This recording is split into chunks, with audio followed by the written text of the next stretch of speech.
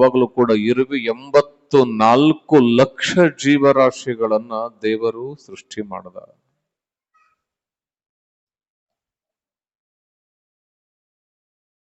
ಅದರ BP sugar ಬರೋದು ಒಂದ ಜೀವಿಗೆ. ಯಾರಿಗೆ ಬರುತ್ತವ? ಯಾರಿಗೆ ಬರುತ್ತಾ?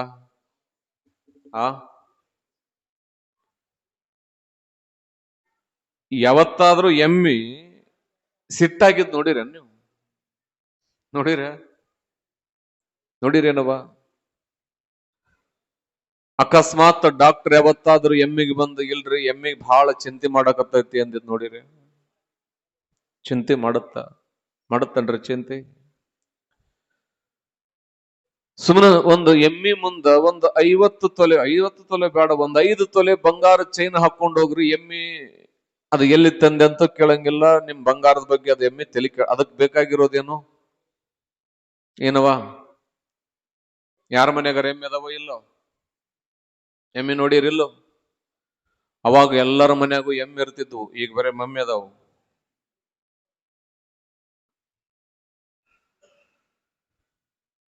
ಅವು ಚಿಂತೆ ಮಾಡಂಗಿಲ್ಲ. ಯಾಕೆ ಅಂತಂದ್ರ ಅವಕ್ಕ ಗೊತ್ತಿರೋದಿಷ್ಟ, ನಾನು ಯಾಕೆ ಹುಟ್ಟಿದ್ದೇನೆ,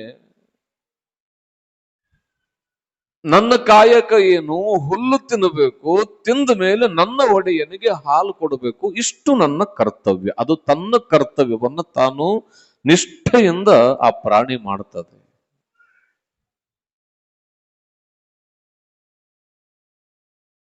ಅದು ಚಿಂತೆ ಮಾಡೋದಿಲ್ಲ.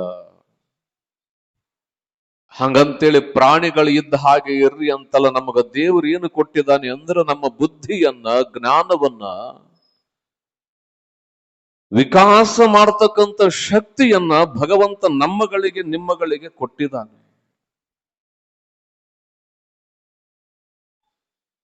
ನಾವು ಆ ಬುದ್ಧಿಯನ್ನ ಯಾವುದಕ್ಕೆ ಬಳಸ್ತಾ ಇದ್ದೇವೆ ಅಂತಂದ್ರ ಅಧಪತನಕ್ಕೆ ಬಳಸ್ತಾ ಇದ್ದೇವೆ ಹೊರತು ಅದೇ ಬುದ್ಧಿಯನ್ನ, ಅದೇ ಜ್ಞಾನವನ್ನು ಉದ್ಧಾರಕ್ಕಾಗಿ ಬಳಸ್ತಾ ಇಲ್ಲ. ದೇವರು ನಿನಗ ಮನೆ ಕೊಟ್ಟ, ನಿನಗ ಮನ ಕೊಟ್ಟ, ಆದ್ರೂ ಕೂಡ ನೀವಂತೀರಿ ಇಲ್ರಿ ಬುದ್ಧಿ, ನಮ್ಮ ಮನ್ಯಾಗ, ನನ್ನ ಮನಸ್ನ್ಯಾಗ ನನಗ ಶಾಂತಿ ಇಲ್ಲ. ಏನಿಲ್ಲ? ನೆಮ್ಮದಿ ಇಲ್ಲ, ಶಾಂತಿ ಇಲ್ಲ. ಈ ಪುರಾಣಗಳು, ಪ್ರವಚನಗಳು ಯಾತಕ್ಕಾಗಿ ಅಂತಂದ್ರೆ,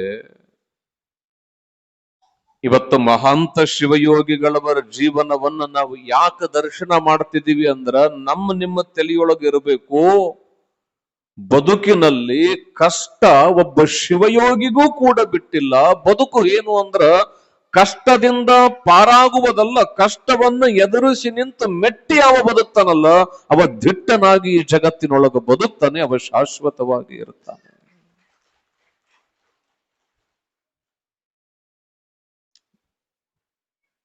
ಸಣ್ಣ ಹುಡುಗಿದ್ದಾಗ ಮಹಾಂತೇಶ್ ಅವರ ತಾಯಿ ಮಠಕ್ಕೆ ಕಳಿಸಿದಾಗ ಅವ ಅನ್ಕೋಬೋದಾಗಿತ್ತಲ್ಲ, ದೇವ್ರು ಬಹಳ ಸುಮಾರದನ, ಬಹಳ ಕೆಟ್ಟವದನ, ನನ್ನ ತಾಯಿನೂ ಕೂಡ ಬಹಳ ಕೆಟ್ಟಕ್ಕೆದಳ, ಯಾಕೆ ಅಂದ್ರೆ ನನ್ನನ್ನ ಮಠಕ್ಕೆ ಬಿಟ್ಟಾಳ, ತಾನ್ ಯಾಕೆ ನನ್ನ ಹಿಡಿಬೇಕು ಅಂತ ಮಹಾಂತೇಶ ವಿಚಾರ ಮಾಡ್ಲಿಲ್ಲ. ಅವನಿಗೆ ಗೊತ್ತಿತ್ತು ಬದುಕು ಅನಂತ, ಅದು ನಿರಂತರ.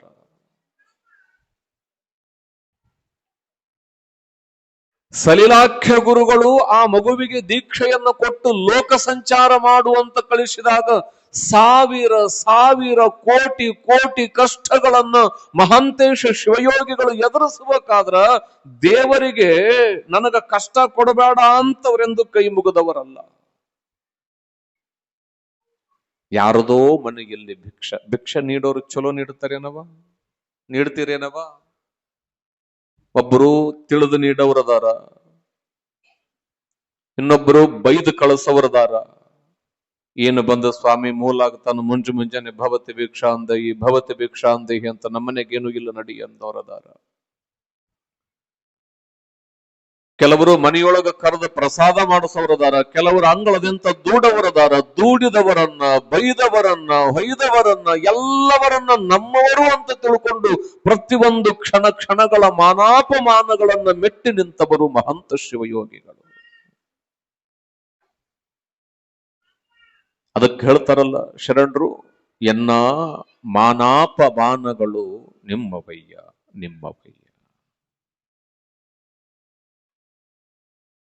ಮಾನಾಪಮಾನಗಳ ಪರಿಚಯ ಯಾರಿಗಿರುತ್ತದೆ ಅಂದ್ರ ಒಬ್ಬ ಬಹಳ ದೊಡ್ಡ ಪರಮ ಜ್ಞಾನಿ ಮಾನಾಪಮಾನಗಳನ್ನ ಸಹಿಸುತ್ತಾನ, ಸಮನಾಗಿ ನೋಡ್ತಾನ. ಏನೋ ತಿಳಿಯದಿರುವ ಒಬ್ಬ ಬಹಳ ದೊಡ್ಡ ಶತಮೂರ್ಖವನು ಕೂಡ ಮಾನಾಪಮಾನಗಳನ್ನು ಸಮವಾಗಿಯೇ ತೆಗೆದುಕೊಳ್ಳುತ್ತಾನೆ. ಸಾವಿರ ಸಾವಿರ ಸಾಲು ಸಾಲು ಕಷ್ಟಗಳವರಿಗೆ ಮಹಂತ ಶಿವ. ಏನಿತ್ತವ ಸುಖ ಅನ್ನೋದಕ್ಕೆ ಅವ್ರಿಗೇನಿತ್ತು? ಏನು ಕಾರ್ ಇತ್ತೋ? ಈಗ ನೀವು ಟ್ರ್ಯಾಕ್ಟರ್ಲಿಂತ ಬರ್ತಿರ್ತೀರಿ, ನೋಡ್ತೀನಿ ದಿನ ಟ್ರ್ಯಾಕ್ಟರ್ಗೆ ಹೋಗ್ಬೇಕಾರ ಕೆಳಗೊಂದು ಹುಲ್ಲು ಹಾಕಿರ್ತೀರಿ, ಅದ್ರ ಮ್ಯಾಗ ಏನ್ ಹಾಕಿರ್ತೀರವ, ಏನಂತೀರಿ, ತಡಪಲ್ ಹಾಕಿರ್ತೀರಿ. ಅದಕ್ಕೆ ಗಾದಿ ಮಾಡ್ಕೊಂಡಂಗ್ ಮಾಡ್ಕೊಂಡಿರ್ತೀರಿ. ಯಾಕಂದ್ರೆ ಕಬ್ಬಣ ಅಲ್ಲಿಂದ ಇಲ್ಲಿಗೆ ಬರ್ಬೇಕಾದ್ರೆ ನಾವು ಅಳ್ಳಾಡಬಾರ್ದು. ಚಲೋ ಎಷ್ಟೆಲ್ಲ ಅವಕಾಶಗಳನ್ನು ನಾವು ಬಳಸ್ಕೊಳುತ್ತೇವೆ. ಎಷ್ಟು ಇರ್ತೇವೆ. ಬಿಸಿಲಾಯ್ತು ಅಂದ್ರೆ ಫ್ಯಾನ್ ಹಾಕೊಂತೇವಿ, ಗಾಳಿ ಹೆಚ್ಚಾಯ್ತು ಅಂದ್ರೆ ಹೀಟರ್ ಹಾಕೊಂತೇವಿ. ಹೇಗೆ ಬೇಕಲ್ಲ ಈ ದೇಹಕ್ಕ ಆ ಎಲ್ಲ ಸೌಕರ್ಯಗಳನ್ನು ನಾವು ಕೊಟ್ರ ಅದನ್ನೆಲ್ಲವನ್ನ ಮೀರಿ ನಿಂತವರು ಮಹಂತ ಶಿವಯೋಗಿಗಳು. ಯಾವುದೇ ಸುಖ ವೈಭೋಗಗಳನ್ನ ಈ ತನುವಿಗೆ ಒಂದಿಷ್ಟೂ ಕೂಡ ಸೋಂಕಿಸದೆ ಕ್ಷಣ ಕ್ಷಣವೂ ಕೂಡ ತನುವನ್ನ ಸುಟ್ಟ ಮಹಂತ ಅದು ಚರಣಗಿರಿಯ ಮಹಂತ ಅನ್ನೋದನ್ನ ನಾವುಗಳು ಅರ್ಥ ಮಾಡ್ಕೋಬೇಕು. ಅವ್ರು ಹೇಗಿರ್ತಿದ್ರು ಅಂದ್ರ ನಾ ಹೇಳಿದ್ನಲ್ಲ, ಹುಟ್ಟಿಸಿದ ಸ್ವಾಮಿ ತಾ ಹೊಣೆಗಾರನಾಗಿರಲು. ಏನವಾ, ಬಹಳ ಜನ ನನ್ನ ಮಗ ಹಂಗಾಗ್ಬೇಕು, ಸಾವಿರ ಕನಸು ಕಾಣ್ತಿರ್ತೀರಿ. ಕನಸು ಕಾಣೋ ತಪ್ಪಲ್ಲ, ಕನಸು ಕಾಣ್ರಿ, ಅಡ್ಡಾಡ್ರಿ, ತಿರುಗಾಡ್ರಿ, 100 ಮಾಡ್ರಿ, ಚಂದ ಓದಿಸ್ರಿ. ನೀವು ಕೂಡ ಓದ್ರಿ. ವಿದ್ಯೆ ಬಹಳ ದೊಡ್ಡದು. ಯಾಕಂದ್ರೆ ವಿದ್ಯೆಯನ್ನ ಪರಿಪೂರ್ಣವಾಗಿ ಕಲಿಯೋದು ಕೂಡ ಒಂದು ಪೂರ್ವ ಜನ್ಮದ ಸೌಭಾಗ್ಯದ ಫಲ ಅದು. ಊಟ ಅರ್ಧಮರ್ಧ ಮಾಡಿದ್ರ ದೇಹಕ್ಕೆ ಬಹಳ ಚಲೋ, ಆದ್ರೆ ವಿದ್ಯೆಯ ಕಲಿಯೋದನ್ನ ಅರ್ಧಮರ್ಧ ಮಾಡಬಾರ್ದು. ವಿದ್ಯಾ ಪೂರ್ಣ ಆಗಬೇಕು, ಊಟ ಅಪೂರ್ಣವಾಗಬೇಕು. ಮತ್ತೆ ಊಟ ಪೂರ್ಣ ಆಗಿ ವಿದ್ಯೆ ಅಪೂರ್ಣ ಆಯ್ತು ಅಂತಂದ್ರೆ ಇದು ಬಹಳ ಸಮಸ್ಯೆ ಆಗ್ತದ ನಿಮ್ಮ ಬದುಕಿನಲ್ಲಿ. ಪ್ರತಿ ಕ್ಷಣವೂ ಕೂಡ ಬದುಕು ಆತಂಕದ ಅಲೆಗಳಲ್ಲಿಯೇ ಸಾಗಬೇಕಾಗ್ತದೆ ಹೊರತು ನಿನಗೆ ಯಾವತ್ತೂ ಕೂಡ ಆ ವಿದ್ಯೆ ಪರಮ ಬೋಧನೆಯನ್ನ, ಪರಮ ಜ್ಞಾನವನ್ನ, ಪರಮ ನೆಮ್ಮದಿಯನ್ನ ನಿನಗೆ ಯಾವತ್ತೂ ಕೂಡ ಕೊಡೋದಕ್ಕೆ ಸಾಧ್ಯ ಇಲ್ಲ. ಕಾರಣ ಅಪೂರ್ಣ. ಇಲ್ಲಿ ಮಹಂತ ಶಿವಯೋಗಿಗಳು ಹೇಗೆ ಅಂತಂದ್ರೆ ಹೇಳ್ತಾರಲ್ಲ, ಎಲ್ಲರೊಳಗೊಂದೊಂದು ನುಡಿಗಲಿತು ವಿದ್ಯದ ಪರ್ವತವೇ ತಾನಾದ ಸರ್ವಜ್ಞ. ನಿಮಗೆಲ್ಲರಿಗೂ ನೆನಪಿದೆ ಎಲ್ಲರೂ ಹೇಳಿದ್ದು, ನಿನ್ನೆ ಹೇಳಿದ್ದು, ಮೊನ್ನೆ ಹೇಳಿದ್ದೆಲ್ಲ ನೆನಪೈತಾ? ಶಿವಯೋಗಿಗಳು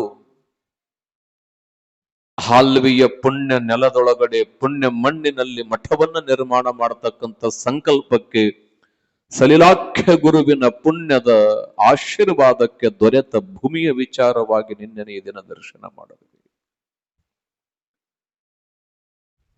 ನೋಡ್ರಿ, ಯೋಗಿ ಬಯಸಿದ್ದನ್ನ ಹಾಗೆ ಪ್ರಕೃತಿಯೇ, ದೈವವೇ ಅವರಿಗೆ ಕೊಡ್ತಾದಂತ ತಂದು.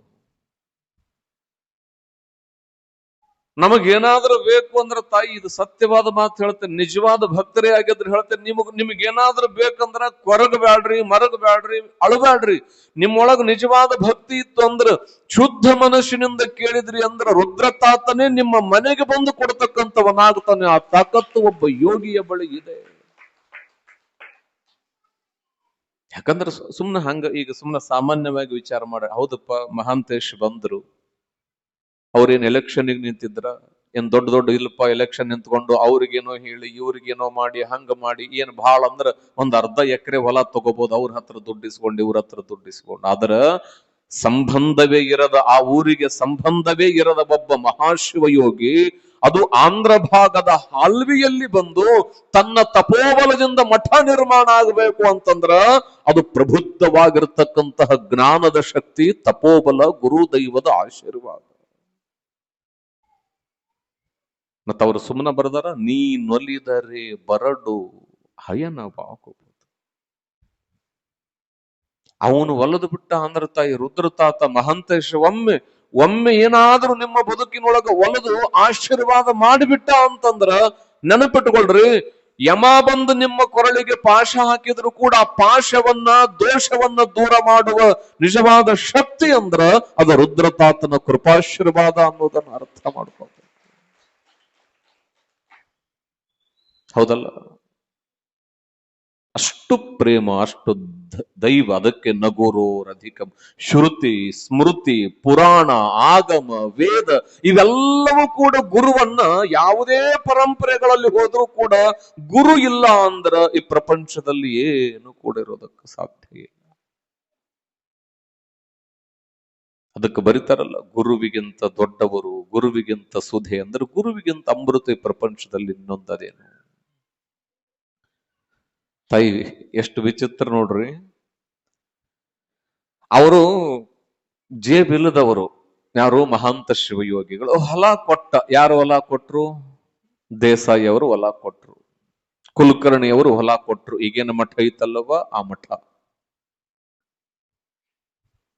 ಹೊಲ ಕೊಟ್ಟ ಮೇಲೆ ಶಿಲಾಮಠವನ್ನ ನಿರ್ಮಾಣ ಮಾಡಬೇಕಾದ್ರೆ ದುಡ್ಡು ಬೇಕಲ್ಲ. ದುಡ್ಡು ಬೇಕಲ್ಲ ತಾಯಿ. ದುಡ್ಡಿಲ್ಲ ಅಂದ್ರೆ ಏನೋ ಆಗೋದಕ್ಕಾಗೋದಿಲ್ಲ. ಕಾಂಚನ ಕಾರ್ಯಸಿದ್ಧಿ ಅಂತ ಕರೀತಾರೆ. ಏನಂತಾರವ? ಕಾರ್ಯಸಿದ್ಧಿ. ಮತ್ತ ಅವರು ಕೂಡ ವಿಚಾರ ಮಾಡಬೇಕಾದ ಪ್ರಸಂಗ. ಈಗ ಮನಿ ಕಟ್ಟಬೇಕಂತ ವಿಚಾರ ಮಾಡ್ತಿರ್ತೀರಿ. ಮನಿ ಕಟ್ತಿರಿಲ್ಲವ? ಕಟ್ಟಿರಿಲ್ಲ? ಯಾರ ಮನಿ? ಯಾರೋ ಮನಿ ಇಲ್ಲ? ಯಾರೋ ಮನಿ ಇಲ್ಲ? ಮನಿ ಕಟ್ಟಿಲ್ಲ ಯಾರು? ನೀವಿಲ್ಲಿ ಕಟ್ತೀರಿ, ಇವ್ರು ಕಟ್ತಾರ. ಕಟ್ಟೋದಿವ್ರು, ಸಾಲ ಮಾಡೋದಿವ್ರು, ಕುಂಭ ಹೊತ್ಕೊಂಡು ಬರೋದು ನೀವು ಕುಂಭ ಹೊತ್ಕೊಂಡು ಬಂದಾಗ ನಿಮ್ಮನ್ನು ಕೊಟ್ಟಿರ್ತಾರಲ್ಲ ನಿಮ್ ತಂದೆ ತಾಯಿ, ಅವ್ರು ಬರ್ತಾರೆ. ಎಲ್ಲ ನನ್ನ ಮಗಳ ಕಾಲುಗುಣ ನೋಡು. ಸಾಲ ಮಾಡಿರೋದು ಯಾರವ? ಪತಿದೇವರು.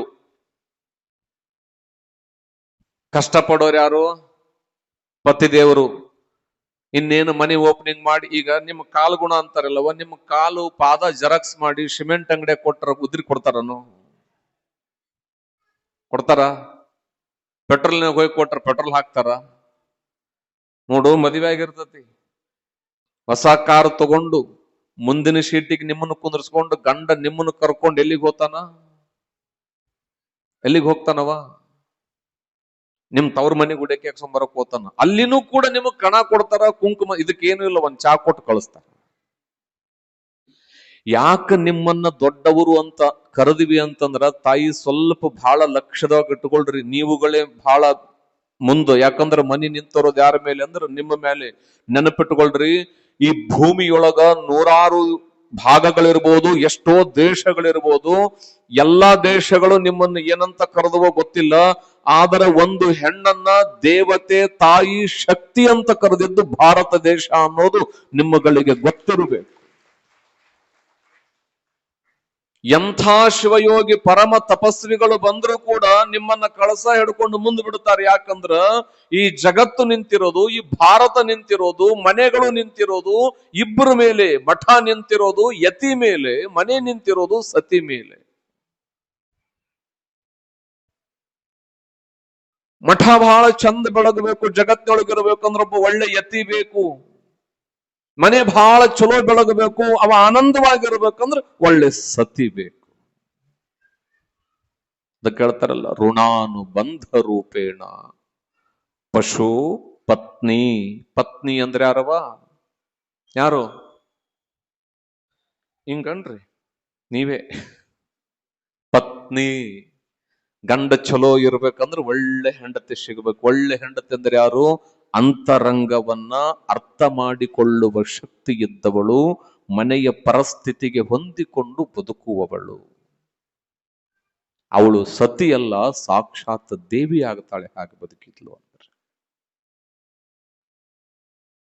ಯಾಕೆ ಹೇಳ್ತಾ ಇದ್ದೀನಿ ಅಂತಂದ್ರ, ನೀವು ಹೆಂಗ ಮನೆ ಕಟ್ಟಬೇಕಾದ್ರೆ ಮತ್ತ ವಿಚಾರ ಮಾಡಿ ಸಾಲ ಮಾಡಬೇಕು, ಏನು ಬ್ಯಾಂಕ್ನಾಗ ಸಾಲ ತರಬೇಕು, ಯಾರನ್ನಾದ್ರೂ ಕೇಳಬೇಕು ಅಂತ ನೀವು ಎಲ್ಲ ಹೆಂಗ ವಿಚಾರ ಮಾಡ್ತಿರ್ತೀರಿ. ನಿಮ್ಮ ಹತ್ರ ಎಷ್ಟದ ಅಷ್ಟು ಕಟ್ಕೊಂಡ್ರು ಬಹಳ ಚಲೋ.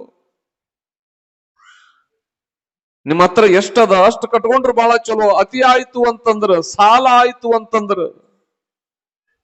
ನಿಮಗ ತ್ರಾಸ ಆಗ್ತದ. ನೀವು ವಿಚಾರ ಮಾಡ್ತಿರೋದ್ರೆ ಹೆಂಗ ತೀರಿಸಬೇಕು, ಮತ್ತ ಅದಕ್ಕೊಂದು ಚಿಂತೆ. ಚಿಂತಾಯಶ್ಚ ಚಿತಾಯಶ್ಚ ಬಿಂದು ಮಾತ್ರೇಣ ವಿಶೇಷತಃ. ಹಾಗೆ ಮಹಂತ ಶಿವಯೋಗಿಗಳು ವಿಚಾರ ಮಾಡೋ ಕಾಲಕ್ಕ ಶರಣರು ಬಹಳ ಚಂದ ಕೇಳ್ರಿ. ಮಹಂತ ಶಿವಯೋಗಿಗಳು ಹಾಲ್ವಿಯ ಮಠವನ್ನ ಶಿಲಾಮಠ ಮಾಡಬೇಕು ಅಂತ ತೀರ್ಮಾನ ಮಾಡಿ ರಾತ್ರಿ ಹೊತ್ತು ಪೂಜಾ ಪ್ರಸಾದ ಮಾಡಿಕೊಂಡು ಮಲಗಿದ್ರು ಸಿದ್ದೇಶ್ವರ ಗುಡಿಯೊಳಗ. ಮಲಗಿರುವ ಕಾಲಕ್ಕ ಸಲಿಲಾಖ್ಯ ಗುರುಗಳು ಅವರ ಸ್ವಪ್ನದೊಳಗ ಬಂದರು.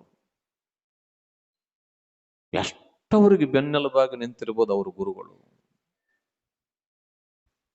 ನಮಸ್ಕಾರ ಮಾಡ್ತಾರ ಸ್ವಪ್ನದೊಳಗೆ ಎದ್ದು. ನೋಡ್ರಿ, ಸ್ವಪ್ನ ಅದು ಜಾಗೃತ ಶರಣರಿಗೆ. ಸ್ವಪ್ನದೊಳಗ ಬಂದು, ಮಹಾಂತೇಶ, ಅಲ್ಲೋ ಒಬ್ಬ ಯೋಗಿಯಾಗಿ ಚಿಂತೆ ಮಾಡ್ತೀಯೇನು? ಒಬ್ಬ ಸಾಮಾನ್ಯವಾದ ನರ ಚಿಂತೆ ಮಾಡೋದ್ರೊಳಗೆ ಅರ್ಥ ಅದ ನೀ ಹರನಿಗಿಂತನೂ ಅಧಿಕವಾದ ಸಮರ್ಥನಿದ್ದೀಯ. ನೀ ಚಿಂತೆ ಮಾಡಕತ್ತೀಯೇನು ಮಠ ಹೆಂಗ ಕಟ್ಟಬೇಕಂತೇಳಿ? ಅಲ್ಲೋ, ನಿನ್ನ ಕೈಯೊಳಗ ಇಡೀ ಜಗತ್ತೇ ಕೊಟ್ಟೇನಿ ಬುದ್ಧಿ, ನನ್ನ ಕೈಯಾಗ ಯಾವ ಜಗತ್ತದ? ಅವಾಗ ಅಪ್ಪವ್ರು ಹೇಳ್ತಾರ, ನಿನ್ನ ಕೈಯೊಳಗ ನಾ ಕೊಟ್ಟಿರುವ ಬೆತ್ತ ಅದಲ್ಲ, ಒಂಟಿ ಮುರುಗಿಯ ಬೆತ್ತ ಇದೆಯಲ್ಲ, ಹೌದ್ರ ಬುದ್ಧಿ ಐತಿ. ನೋಡು, ನಾಳಿನ ದಿನವೇ ಶುಭ ದಿನ, ಶುಭಯೋಗ, ಶುಭ ತಿಥಿ, ಶುಭ ನಕ್ಷತ್ರ, ಶುಭಗಳಿಗೆ ನಿನ್ನ ಹಾಲ್ವಿಯ ಮಠವನ್ನ, ಭವ್ಯ ಮಠವನ್ನ ಪ್ರಾರಂಭ ಮಾಡು. ಬುದ್ಧಿ, ಮತ್ತೆ ಕೂಲಿ ಹೆಂಗ ಕೊಡೋದು ಅಂತಂದ್ರ ಎಲ್ಲರೂ ಕಟ್ಟಿ ಮನೆಗೆ ಹೋಗುವ ಕಾಲಕ್ಕ ಮಣ್ಣಿನ ಗುಂಪೆಗಳನ್ನ ಮಾಡು. ನೋಡ್ರಿ, ಯಾವ ತಾಕತ್ತದ ಶಿವಯೋಗಿಗಳ ಮರಳಿನ ಗುಂಪೆ, ಮಣ್ಣಿನ ಗುಂಪೆಯನ್ನ ಅವರವರ ಮುಂದೆ ಮಾಡಿಕೊಂಡು ಕೂಡೋದಕ್ಕೆ ಹೇಳು. ಒಂಟಿ ಮುರುಗಿಯ ಬೆತ್ತವನ್ನ ಆ ಮಣ್ಣಿಗೆ ಸ್ಪರ್ಶ ಮಾಡು. ಯಾರು ಎಷ್ಟು ದುಡಿದಿರ್ತಾರಲ್ಲ ಅಷ್ಟು ಕೂಲಿ ಆ ಬೆತ್ತವೇ ಅವರಿಗೆ ಕೊಡ್ತದೆ. ನೀ ಏನು ಚಿಂತೆ ಮಾಡಕ್ ಹೋಗ್ಬೇಡ. ಎಷ್ಟು ಕೋಟಿ ಮಠ ಕಟ್ಟುವಂತ ಸಲಿಲಾಖ್ಯ ಶಿವಯೋಗಿಗಳು ಆಶೀರ್ವಾದವನ್ನ ಮಾಡಿದರು ಮಹಂತೇಶನಿಗೆ. ಯಪ್ಪ, ಇದು ಸತ್ಯನಾ? ಚಿಂತೆ ಮಾಡಬೇಡ. ದುಡಿದವರಿಗೆ ದುಡಿದಷ್ಟು ಕೂಲಿ. ನೋಡ್ರಿ, ಎಂತ ಚಂದ ಇದು. ದುಡಿದವರಿಗೆ ದುಡಿದಷ್ಟು ಕೂಲಿ. ಮತ್ತ ಹಾಗೆ ಅಲ್ಲ, ಅವರು ಯಾವ ರೂಪದೊಳಗ ಕೇಳ್ತಾರ. ಬಂಗಾರ ಅಂದ್ರ ಬಂಗಾರವಾಗಿ, ಹಣ ಅಂದ್ರ ಹಣವಾಗಿ, ಬೆಳ್ಳಿ ಅಂದ್ರ ಬೆಳ್ಳಿಯಾಗಿ, ಧಾನ್ಯ ಅಂದ್ರ ಧಾನ್ಯವಾಗಿ ಭಗವಂತ ಅವರಿಗೆ ಆಶೀರ್ವಾದ ಮಾಡ್ತಾನ. ನೀ ಚಿಂತೆ ಮಾಡಬೇಡ ಅಂದಾಗ ಆ ಹಾಲ್ವಿಯ ಮಠವನ್ನ ಕಟ್ಟೋದಕ್ಕೆ ಪ್ರಾರಂಭ ಮಾಡಿದರು ಮಹಂತ ಶಿವಯೋಗಿಗಳು. ಮತ್ತೆ ಎಲ್ಲಿಂದ ತರ್ತಾರ್ರಿ ದುಡ್ಡು? ಸಣ್ಣ ಮಠ ಏನವದು? ಹೌದಾ ಅಲ್ಲೋ? ಅದಕ್ಕ ಶಿವ ಕೊಡ ಅಂತಿರ್ತಾರ ನೋಡ್ರಿ. ಶಿವ ಕೊಡಾಕ ನಿಂತ್ರ ಇಟ್ಕೊಳ್ಳಾಕ ಜಾಗ ಇರೋದಿಲ್ಲ. ಸಂಪತ್ತನ್ನ ನಾವು ಆತುರತೆಯಿಂದ ಬಿದ್ದು ತ್ರಾಸಿನಿಂದ ಗಳಿಸಬಾರದು. ಭಗವಂತ ಆಶೀರ್ವಾದ ಮಾಡಬೇಕು. ಹೆಂಗ ಆಶೀರ್ವಾದ ಮಾಡಬೇಕು ಅಂತ ಅವ ಒಮ್ಮೆ ಕೊಟ್ಟ ಅಂತಂದ್ರ, ಅವ ಆನಂದವಾಗಿ ಆಶೀರ್ವಾದ ಮಾಡದ ಅಂತಂದ್ರ ಅಷ್ಟು ಪರಮಾದ್ಭುತವಾಗಿರೋದಕ್ಕೆ ಸಾಧ್ಯ. ತಾಯಿ ಬೆಳಕು ಹರಿತು ಅಲ್ಲಿರ್ತಕ್ಕಂಥವರನ್ನ ಕರೀತಾರೆ ಮಹಂತ ಶಿವಯೋಗಿಗಳು. ಕರೆದು ಹೇಳ್ತಾರೆ, ನೋಡಪ್ಪ, ಇವತ್ತಿನಿಂದ ಮಠದ ಕಾರ್ಯಗಳು ಜರಗಲಿ, ನಿರ್ಮಾಣವಾಗಬೇಕು, ಅತ್ಯಂತ ಭರದಿಂದ ಕಾರ್ಯಗಳು ಸಾಗಲಿ ಅಂದಾಗ ನಿಮ್ಮಂತವರು ಪಕ್ಕದೊಳಗಿದ್ದವರು ಬುದ್ಧಿ ಮತ್ತೆ ನೀವೇ ಹೇಳಿದ್ದೀರಿ, ಹೇಗೆ ಮಾಡೋದು ಮಠದ ಕಾರ್ಯ ಅಂತೀರಿ, ಮಠ ಪ್ರಾರಂಭ ಮಾಡೋಣ ಅಂತ ಹೇಳ್ತೀರಿ ಖರೆ, ಆದ್ರೆ ಮತ್ತ ಬಂದವರಿಗೆ ಕೂಲಿಕಾರರಿಗೆ ದುಡ್ಡು ಕೊಡಬೇಕಲ್ಲ, ಹೇಗೆ ಮಾಡೋದು? ಅದಕ್ಕ ಸಲಿಲಾಖ್ಯ ಗುರುಗಳು ನನಗೊಂದು ದಾರಿ ತೋರಿದಾರಪ್ಪ. ಅವರ ಆಶೀರ್ವಾದದೊಂದಿಗೆ ಅದು ಸಾಗ್ತದ ಅಂತ ಹೇಳಿದಾಗ ಹಾಲ್ವಿಯ ಗ್ರಾಮದಿಂದ, ಸುತ್ತಮುತ್ತಲಿನ ಗ್ರಾಮದಿಂದ ತಾಯಿ ಒಬ್ರು ಇಬ್ರು ಆಳಲ್ಲ, ಒಂದು ದಿನಕ್ಕೆ ಹೆಂಗ ಶ್ರೀಮಠಕ್ಕೆ ಕಾಂಪೌಂಡ್ ಕಟ್ಟಬೇಕಂದ್ರ 100 ಜನ ಬಂದು 20 ದಿನ ಆಗುವ ಕೆಲಸವನ್ನ 3 ತಾಸೊಳಗ ಹೆಂಗ ರುದ್ರಮುನಿ ಮಠದೊಳಗ ಮುಗಿಸಿದಿರಲ್ಲ, ಹಂಗ ಸಾವಿರ ಜನ ಕೂಲಿ ಆಳುಗಳು ಬರೋದಕ್ಕೆ ಪ್ರಾರಂಭ ಆದ್ರು. ದುಡಿಯೋದ್ರೊಳಗೆ ಇಬ್ರು ಇರ್ತಾರ. ದುಡಿಯೋರು ಬ್ಯಾರೆ, ದುಡಿಯೋರ್ನ ನೋಡೋರು ಬ್ಯಾರೆ, ಮತ್ತ ದುಡಿಯೋರು ಬ್ಯಾರೆ, ದುಡ್ದಂಗ ಮಾಡೋರು ಬ್ಯಾರೆ. ಅಲ್ಲೇನು ರುದ್ರಮುನಿ ತಾತ್ನವ್ರೆಲ್ಲಾ ದುಡಿದ್ರು, ಒಂದಿಷ್ಟು ಮೈಗಳು ಇದ್ವು, ಸ್ವಲ್ಪ ದುಡ್ಡು. ಯಾಕಂದ್ರೆ ಕೆಲವರು ಚಂದ ತಮ್ಮ ಕಾಯಕವನ್ನ ನಿಷ್ಠೆಯಿಂದ ಮಾಡವು, ಅವು ಬೇರೆ ಇರ್ತಾವ. ಒಂದೊಂದು ಮೈಗಳಿಗೂ ಇರ್ತಾವ, ಗೊತ್ತೇನ? ನಮ್ಗೆ ಯಾವಾಗ್ಲೂ ಅಂತಿರ್ತಾನ ಸಿದ್ದಣ್ಣ, ಇದೇನೋ ತನ್ನಡಿ ಬನ್ನಡಿ ಅನ್ನೋರು ಇರ್ತಾರೆ ಎಲ್ಲ ಕಡೆ. 4 ಜನ ನಮಗ್ ಜೊತೆಯಾಗಿರ್ತಾರೆ. ಈಗ ನಿಮಗ 2 ಮಕ್ಳು ಅದಾವ ಅಂತಂದ್ರೆ ಒಂದು ಚಲೋ ಇರ್ತದ, ಒಂದು ಮೈಗಳದ್ ಇರ್ತದಿಲ್ಲ. ಅಲ್ಲಿ ಏನಾತು ಅಂದ್ರೆ ಎಲ್ಲರೂ ಕೆಲಸ ಮಾಡಿದ್ರಲ್ಲ, ಅದ್ರಾಗ ಮಾಡಿದವ್ರು ನಿಷ್ಠೆಯಿಂದ ದುಡಿದವ್ರು ಬ್ಯಾರೆ, ದುಡಿಲಾರದವ್ರು ಬ್ಯಾರೆ. ಸಾಯಂಕಾಲ 5 ಗಂಟೆ ಆಯ್ತು, ಎಲ್ಲರೂ ಕೈ ಕಟ್ಕೊಂಡು ನಿಂತರು, ಅಪ್ಪವ್ರಿನ ನಮಗ ಕಾಣಿಕೆ ಆಶೀರ್ವಾದ ಮಾಡ್ತಾರ ಅಂತ ಹೇಳಿ. ಅವಾಗ ಅಜ್ಜವ್ರು ಹೇಳಿದ್ರು, ನೀವೆಲ್ಲರೂ ಕುಳಿತುಕೊಳ್ಬೇಕು, ನಿಮ್ಮ ನಿಮ್ಮ ಮುಂದೆ ನೀವು ಮಣ್ಣಿನ ಗುಂಪೆಗಳನ್ನು ಮಾಡಿಕೊಳ್ಳಬೇಕು. ಒಂದು ಸ್ವಾಮಿಗಳೇನು ಹಣ ಕೊಡಂಗ್ ಕಾಣಂಗಿಲ್ಲ, ಮಣ್ಣು ಕೊಟ್ಟು ಕಳಿಸ್ತಿದ್ದಂಗ ಅದರ ಮಠದಾಗಿಂದು. ಇವ್ರೇನು ಮಣ್ಣಿನ ಗುಂಪೆ ಮಾಡಂತಾರ, ಮಣ್ಣಿನ ಗುಂಪೆ ತಗೊಂಡು ನಾವೇ ಮಾಡಂಗ. ಅವಾಗ ನೀನು ಭೂಮಿಗೆ ಬೆಲೆ ಇತ್ತ ಅಷ್ಟು ಎಲ್ಲರೂ ಹೊಲಗಳು ನೀ ತಗೋ ಅಂತಿದ್ರು. ಇದನ್ನ ತಗೊಂಡು ನಾವೇನ್ ಮಾಡ್ಬೇಕು ಅಂತ ಒಂದಿಷ್ಟು ಜನ ಎಲ್ಲರೂ ಮಣ್ಣಿನ ಗುಂಪೆ ಮಾಡಿಕೊಂಡು ಕುಂತರು. ಒಂದೊಂದು ಗುಂಪೆಗೂ ಕೂಡ ಪರಮ ಪೂಜ್ಯ ಮಹಾಶಿವಯೋಗಿಗಳಾದ ಮಹಂತ ಶಿವಯೋಗಿಗಳು ಬೆತ್ತವನ್ನು ಸ್ಪರ್ಶ ಮಾಡ್ತಾ ಮಾಡ್ತಾ ಮಾಡ್ತಾ ಮಾಡ್ತಾ ಎಲ್ಲ ಮಣ್ಣಿನ ಗುಂಪೆಗಳಿಗೂ ಬೆತ್ತವನ್ನು ಸ್ಪರ್ಶ ಮಾಡಿದ್ರು. ಮುಗಿದ ನಂತರ ಹೇಳ್ತಾರ, ನೋಡಪ್ಪ, ನಿಮ್ಮ ನಿಮ್ಮ ಮನಸ್ಸಿನೊಳಗೆ ಯಾವ ಯಾವ ರೂಪದಿಂದ ನಿಮಗೆ ಧನಾಗಮನವಾಗಬೇಕು ನೀವು ಕೈ ಹಾಕ್ರಿ. ನೀವು ಎಷ್ಟು ದುಡಿದಿರೋ ನೀವು ದುಡಿದಷ್ಟು ಕೂಲಿಯನ್ನು ಪರಮಾತ್ಮ ನಿಮಗೆ ಕೊಡ್ತಾನೆ ಅಂತ ಆಶೀರ್ವಾದ ಮಾಡ್ತಾರೆ. ತಾಯಿ, ಅವಾಗೆಲ್ಲರೂ ಮಹಂತ ಶಿವಯೋಗಿಗಳನ್ನ ನೆನೆಸಿ ಆ ಮಣ್ಣಿನ ಗುಂಪಿಯೊಳಗ ಕೈ ಹಾಕಿದ್ರ ಎಲ್ಲರ ಕೈಯೊಳಗೂ ಕೂಡ ಅಮೃತಮಯವಾಗಿರತಕ್ಕಂಥ ನಾಣ್ಯಗಳು ಬರ್ತವೆ. ಆನಂದವನ್ನ ಪಡುತ್ತಾರೆ. ಒಬ್ಬವನಿಗೆ ಹೆಚ್ಚು, ಒಬ್ಬವನಿಗೆ ಕಡಿಮೆ, ಒಬ್ಬವನಿಗೆ ಜಾಸ್ತಿ, ಒಬ್ಬೊಬ್ಬವನದ್ರಾಗ ಏನೂ ಇರಂಗಿಲ್ಲ. ಯಾಕಂದ್ರೆ ಮುಂಜಾನೆ ಬಂದು ಮಡದಾಗೊಂಡು ಮಕ್ಕೊಂಡು ಎದ್ದು ಬಿಟ್ಟಿರ್ತಾನವ, ಅವನಿಗೇನೂ ಇಲ್ಲ. ಅವಾಗೆಲ್ಲರಿಗೂ ತಿಳಿತದ, ಮಹಂತ ಶಿವಯೋಗಿಗಳ ಮಠ ಅಂದ್ರ ದುಡಿದಷ್ಟು ಪಡೆ. ಇಲ್ಲಿ ದುಡಿಬೇಕು, ಪಡಿಬೇಕು. ಇಲ್ಲಿ ಎಷ್ಟು ಶುದ್ಧವಾಗಿ ದುಡಿತೇವೋ ಅಷ್ಟೇ ಶುದ್ಧವಾಗಿ ಕೊಡ್ತೇವೆ. ಇಡೀ ನೆರೆದ ಜನರೆಲ್ಲರೂ ಕೂಡ ಗಾಬರಿ ಆಗ್ತಾರೆಲ್ಲ, ನಾವೇ ಮಣ್ಣಿನ ಗುಂಪೆಗಳನ್ನು ಮಾಡಿದ್ವಿ. ಅದಕ್ಕೆ ಬೆತ್ತವನ್ನು ಸ್ಪರ್ಶ ಮಾಡಿದರು.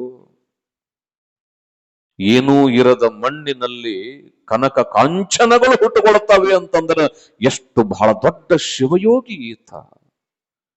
ಅವ ಅಡಿಯಿಟ್ಟ ತಾಣ, ಅವ ಮುಟ್ಟಿದ ಮಣ್ಣು ಬಂಗಾರವಾಗ್ತದ, ಅವ ಮುಟ್ಟಿದ ಮಣ್ಣು ಹೊನ್ನಾಗ್ತದ, ಅವ ಮುಟ್ಟಿದ ಮಣ್ಣು ಚಿನ್ನವಾಗ್ತದೆ ಅಂತಂದ್ರ ಮಹಾಂತ ಶಿವಯೋಗಿ ಅಂದ್ರೆ ಇವ ಸಾಕ್ಷಾತ್ ಪರಮಾತ್ಮನಿಗೆ ಸಮಾನ ಅಂತ ತಿಳ್ಕೊಂಡು ಎಲ್ಲರೂ ಜಯಕಾರವನ್ನ ಹಾಕಿ ಆ ಮಹಾಂತ ಶಿವಯೋಗಿಗಳ ಅಡಿಗೆ ಎರಗುತ್ತಾರೆ ಸಾವಿರ ಸಾವಿರ ಜನ. ತಾಯಿ, ಮಠ ಹೆಂಗ ನಿರ್ಮಾಣ ಆಗಕತ್ತಿತ್ತು ಅಂತಂದ್ರ ಕನಸು ನನಸಿನಲ್ಲಿಯೂ ಕೂಡ ಅದನ್ನ ಎಡಿಸೋದಕ್ಕಾಗೋದಿಲ್ಲ. ಅಷ್ಟು ಅದ್ಭುತವಾಗಿ ನಾನು ಮಾಡುತ್ತೇನೆ, ನೀನು ಮಾಡುತ್ತೇನೆ. ಆಗ ತಾನೇ ಹುಟ್ಟಿರೋ ಮಕ್ಕಳನ್ನ ಉಡಿಯೊಳಗ ಕಟ್ಕೊಂಡು ಬಿಸಿಲು ಮಳೆ ಚಳಿ ಅನ್ನಲಾರ್ದಂಗ ಮಹಂತಪ್ಪನ ಮಠಕ್ಕ ಸಾವಿರಾರು ಭಕ್ತರು ದುಡಿಯೋದಕ್ಕೆ ಪ್ರಾರಂಭ ಮಾಡಿದ್ರು. ಯಾರಾದ್ರೂ ಬಂದು ಯಾವ ಬಿಸಿಲೈತಿ ಅಂದ್ರ ನನಗ ಬಿಸಿಲಿದ್ರು ಚಿಂತೆ ಇಲ್ಲ, ಮಹಂತಪ್ಪನ ಆಶೀರ್ವಾದ ಇದ್ರೆ ಸಾಕು ಅಂತ ತಿಳ್ಕೊಂಡು ಆ ಮಠದಾಗ ಕೆಲಸ ಮಾಡಕತ್ತಿದ್ರು. ಯಾಕಂದ್ರ ಅಷ್ಟು ಧೈರ್ಯ ಬಂತು ಭಕ್ತರಿಗೆ. ಕೈ ಹಿಡಿತಾನ ನಮ್ಮಪ್ಪ. ನಂಬದವರನ್ನ ಮಹಾಂತ ಶಿವಯೋಗಿ ಯಾವತ್ತೂ ಕೂಡ ಕೈ ಬಿಡೋದಿಲ್ಲ ಅನ್ನೋದು ಗೊತ್ತಾಯಿತು. ಎಷ್ಟರ ಮಟ್ಟಿಗೆ ಆ ಮಠವನ್ನು ನಿರ್ಮಾಣ ಮಾಡೋದಕ್ಕೆ ಪ್ರಾರಂಭ ಮಾಡಿದ್ರು ಅಂತಂದ್ರೆ ಗುರುಗಳು ಹಗಲು ರಾತ್ರಿಯೂ ಕೂಡ ಆ ಮಠವನ್ನು ಅತ್ಯಂತ ಸುಂದರವಾಗಿ, ಅತ್ಯಂತ ವೈಭವವಾಗಿ, ಅತ್ಯಂತ ಶ್ರದ್ಧೆಯಿಂದ ಮಠವನ್ನ ನಿರ್ಮಾಣ ಮಾಡೋದಕ್ಕೆ ಪ್ರಾರಂಭ ಮಾಡಿದ್ರು. ಭಕ್ತರೆಂತವ್ರು ಸಿಕ್ಕರು ಅಂತಂದ್ರೆ ಗುರುಗಳು ಒಂದೇ ಮಾತು ಹೇಳಿದ್ರು. ನಿನ್ನೆ ನಮ್ಮ ಮಠದ ಭಕ್ತರು ಹೆಂಗದಾರ ಅಂತಂದ್ರೆ ಕಟ್ಟಿಗೆ ಕಡೆಯವರು ಕಟ್ಟಿಗೆ ಕಡಿತಾರ, ಊಟಕ್ಕೆ ನೀಡವ್ರು ಊಟಕ್ಕೆ ನೀಡ್ತಾರ. ಯಾರ್ಯಾರ ಕೆಲಸ ನಾ ಹೇಳೋದಿಲ್ಲ, ಅವರವರ ಪಾಡಿಗೆ ಅವರವರು ಮಾಡ್ತಾರೆ ಅಂತ ಹೆಂಗಂದ್ರಲ್ಲ, ಇದು ಇವತ್ತಿನ ಪರಂಪರೆ ಅಲ್ಲ. ಇದು ಮಹಾಂತ ಶಿವಯೋಗಿಗಳಿದ್ದಾಗ ನಿಂತನೂ ಕೂಡ ಅವರವರ ಕಾರ್ಯವನ್ನ ಮಾಡತಕ್ಕಂಥ ಭಕ್ತರು ಈ ಪರಂಪರೆಗೆ ಸಿಕ್ಕಿದ್ದಾರೆ. ಎಲ್ಲರೂ ಕೂಡ ಆನಂದವಾಗಿ, ಅತ್ಯಂತ ಪ್ರೇಮದೊಂದಿಗೆ, ವೈಭವವಾಗಿ ಅಲ್ಲಿ ಸೇವೆಯನ್ನ ಮಾಡೋದಕ್ಕೆ ಪ್ರಾರಂಭ ಮಾಡಿದ್ರು. ಮಹಂತ ಶಿವಯೋಗಿಗಳು ಹಿಂಗ ಸಂಚಾರ ಮಾಡುತ್ತಿದ್ರು ಅಂತಂದ್ರೆ ಸಾಕ್ಷಾತ್ ಭಗವಂತನೇ ಬಂದಾನೆ ಅನ್ನುವ ಭಾವ ಎಲ್ಲರ ಮನದಲ್ಲಿ ಒಡಮೂಡುತ್ತಿತ್ತು. ಎಲ್ಲರೂ ನಮಸ್ಕಾರ ಮಾಡೋದು, ಗುರುಗಳಿಗೆ ದರ್ಶನ ತಗೊಳ್ಳೋದು, ಕಾಯಕಕ್ಕೆ ಹೋಗೋದು, ಸಾಯಂಕಾಲ ತಂದ್ರೆ ಮಣ್ಣಿನ ಗುಂಪೆಯನ್ನ ಮಾಡೋದು. ಗುರುಗಳು ಬೆತ್ತವನ್ನು ಸ್ಪರ್ಶ ಮಾಡುತ್ತಿದ್ರು.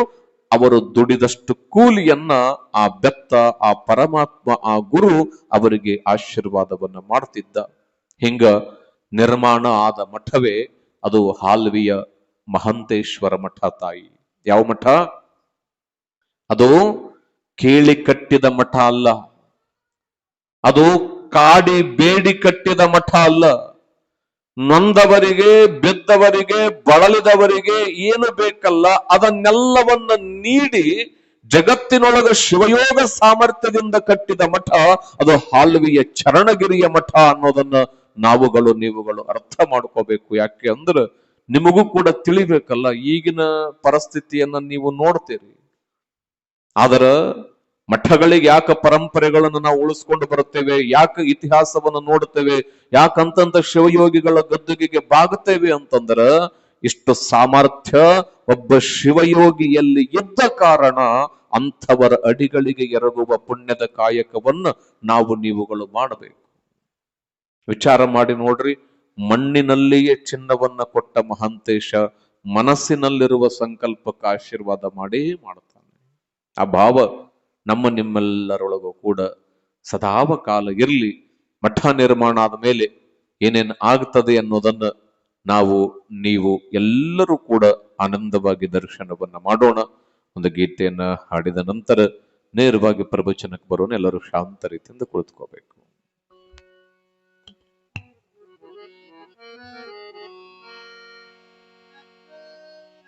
ನಾನೇ ಕಟ್ಟಿಸಿದೆ, ನಾನೇ ಹುಟ್ಟಿಸಿದೆ ಎಂಬುವುದೆಲ್ಲ ಜಂಬದ ಸೊಲ್ಲು.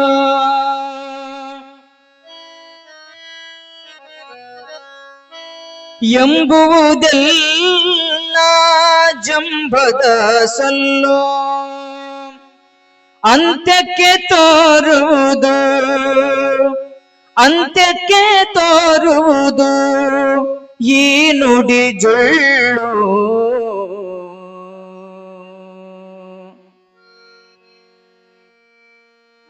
ಶಿವ ಸಾಂಬ ಜಯ ನಮ ಪಾರ್ವತೀಪದ ಶಿವರ ಹರ ಮಹಾದೇವ.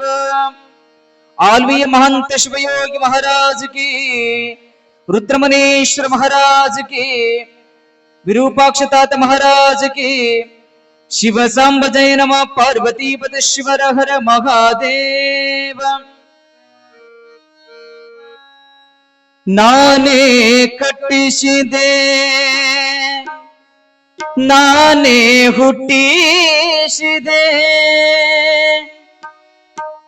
ಎಂಬುವುದೆಲ್ಲ ಜಂಬದ ಸೊಲ್ಲು. ಅಂತ್ಯಕ್ಕೆ ತೋರುವುದು ಈ ನುಡಿ ಜೊಳ್ಳು. ದೇವರ ಮನೆಯಿದು ಈ ಜಗವಲ್ಲ, ದೇವರ ಮನೆಯಿದು ಈ ಜಗವಲ್ಲ. ದೇವರ ಮನೆಯಿದು, ದೇವರ ಮನೆಯಿದು ಈ ಜಗವಲ್ಲ. ಬಾಡಿಗೆದಾರರೋ ಜೀವಿಗಳೆಲ್ಲ, ಬಾಡಿಗೆದಾರರೋ ಜೀವಿಗಳೆಲ್ಲ. ಬಾಡಿಗೆದಾರರು ನಾವುಗಳೆಲ್ಲ. ದೇವರ ಮನೆಯಿದು ಈ ಜಗವೆಲ್ಲ, ದೇವರ ಮನೆಯಿದು ಈ ಜಗವೆಲ್ಲ.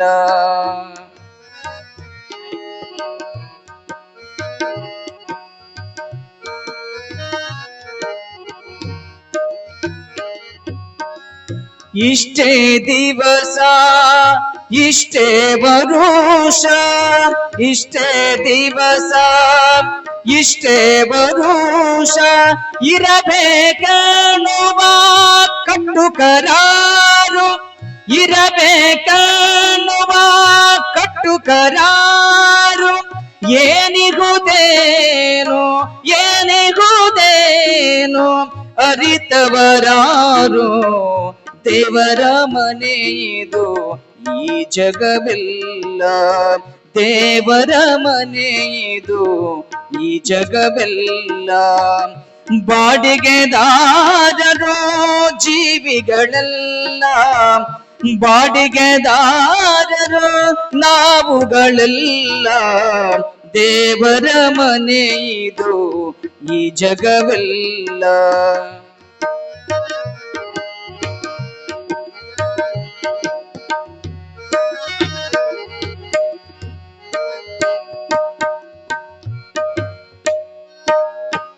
ನಮ್ಮಯ ದಿನಗಳು ತಾವೇ ತೀರಲು, ನಮ್ಮಯ ದಿನಗಳು ತಾವೇ ತೀರಲು, ಇರುನಾದೀಶನೋ ಆಜ್ಞಾಪಿಸನು, ಇರುನಾದೀಶನೋ ಆಜ್ಞಾಪಿಸನು.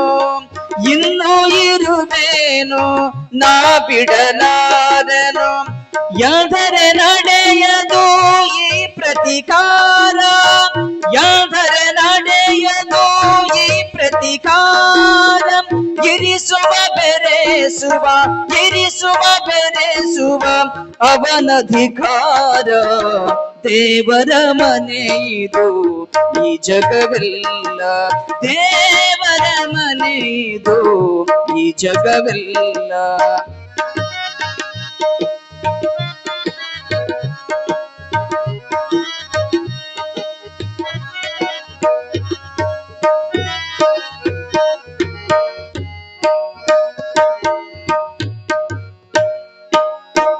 ನಾನೇ ಕಟ್ಟಿಸಿದೆ, ನಾನೇ ಹುಟ್ಟಿಸಿದೆ, ನಾನೇ ಕಟ್ಟಿಸಿದೆ, ನಾನೇ ಹುಟ್ಟಿಸಿದೆ ಎನ್ನುವುದೆಲ್ಲ ಜಂಬದ ಸಲ್ಲು, ಎನ್ನುವುದೆಲ್ಲ ಜಂಬದ ಸಲ್ಲು. ಅಂತಕ್ಕೆ ತೋರುವುದು, ಅಂತಕ್ಕೆ ತೋರುವುದು ಈ ನುಡಿ ಜೊಳ್ಳು. ದೇವರ ಮನೆಯಿದು ಈ ಜಗವೆಲ್ಲ, ದೇವರ ಮನೆಯಿದು ಈ ಜಗವೆಲ್ಲ.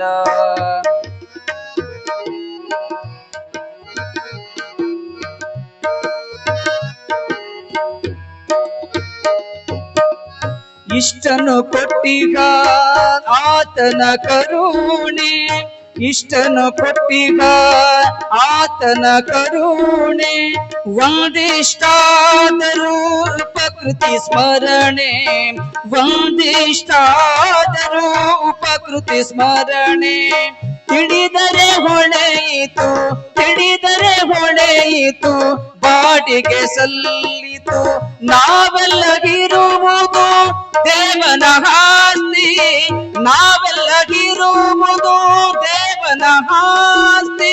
ಈ ಜಗವೆಲ್ಲ, ಈ ಜಗವೆಲ್ಲ ದೇವನ ವಸತಿ, ದೇವರ ಮನೆ ಇದು ಈ ಜಗವೆಲ್ಲ, ದೇವರ ಮನೆ ಇದು ಈ ಜಗವೆಲ್ಲ.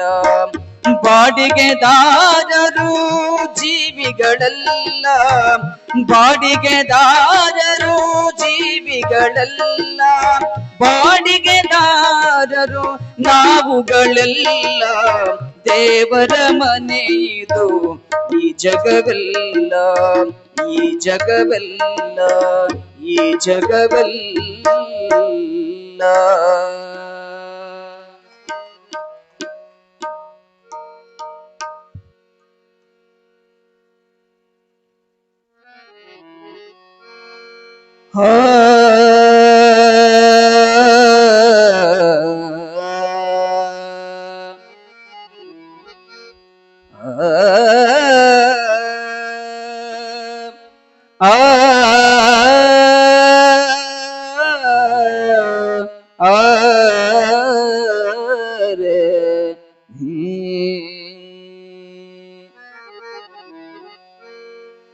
ಹಿರಿಯ ಮಠದ ಅಣ್ಣ ತಮ್ಮರು, ಹಿರಿಯ ಮಠದ ಅಣ್ಣ ತಮ್ಮರು ಮರುಳರಾಗುತ್ತಲಾಸ್ತಿಯಾಸೆಗೆ.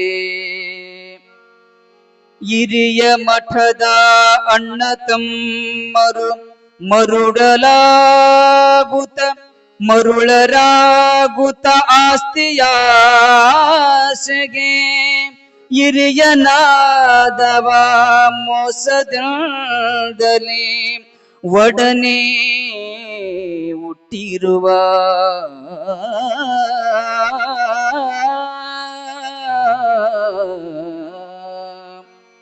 ಕಿರಿಯ ತಮ್ಮನ ಹತವಗೈಯುತ,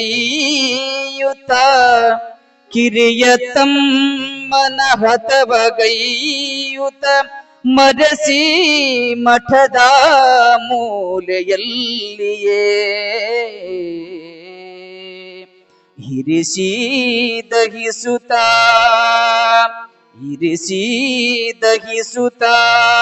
ಜಯವ ಪಡೆದನು ಎಂದನಾ ಕ್ಷಣಕ್ಕೆ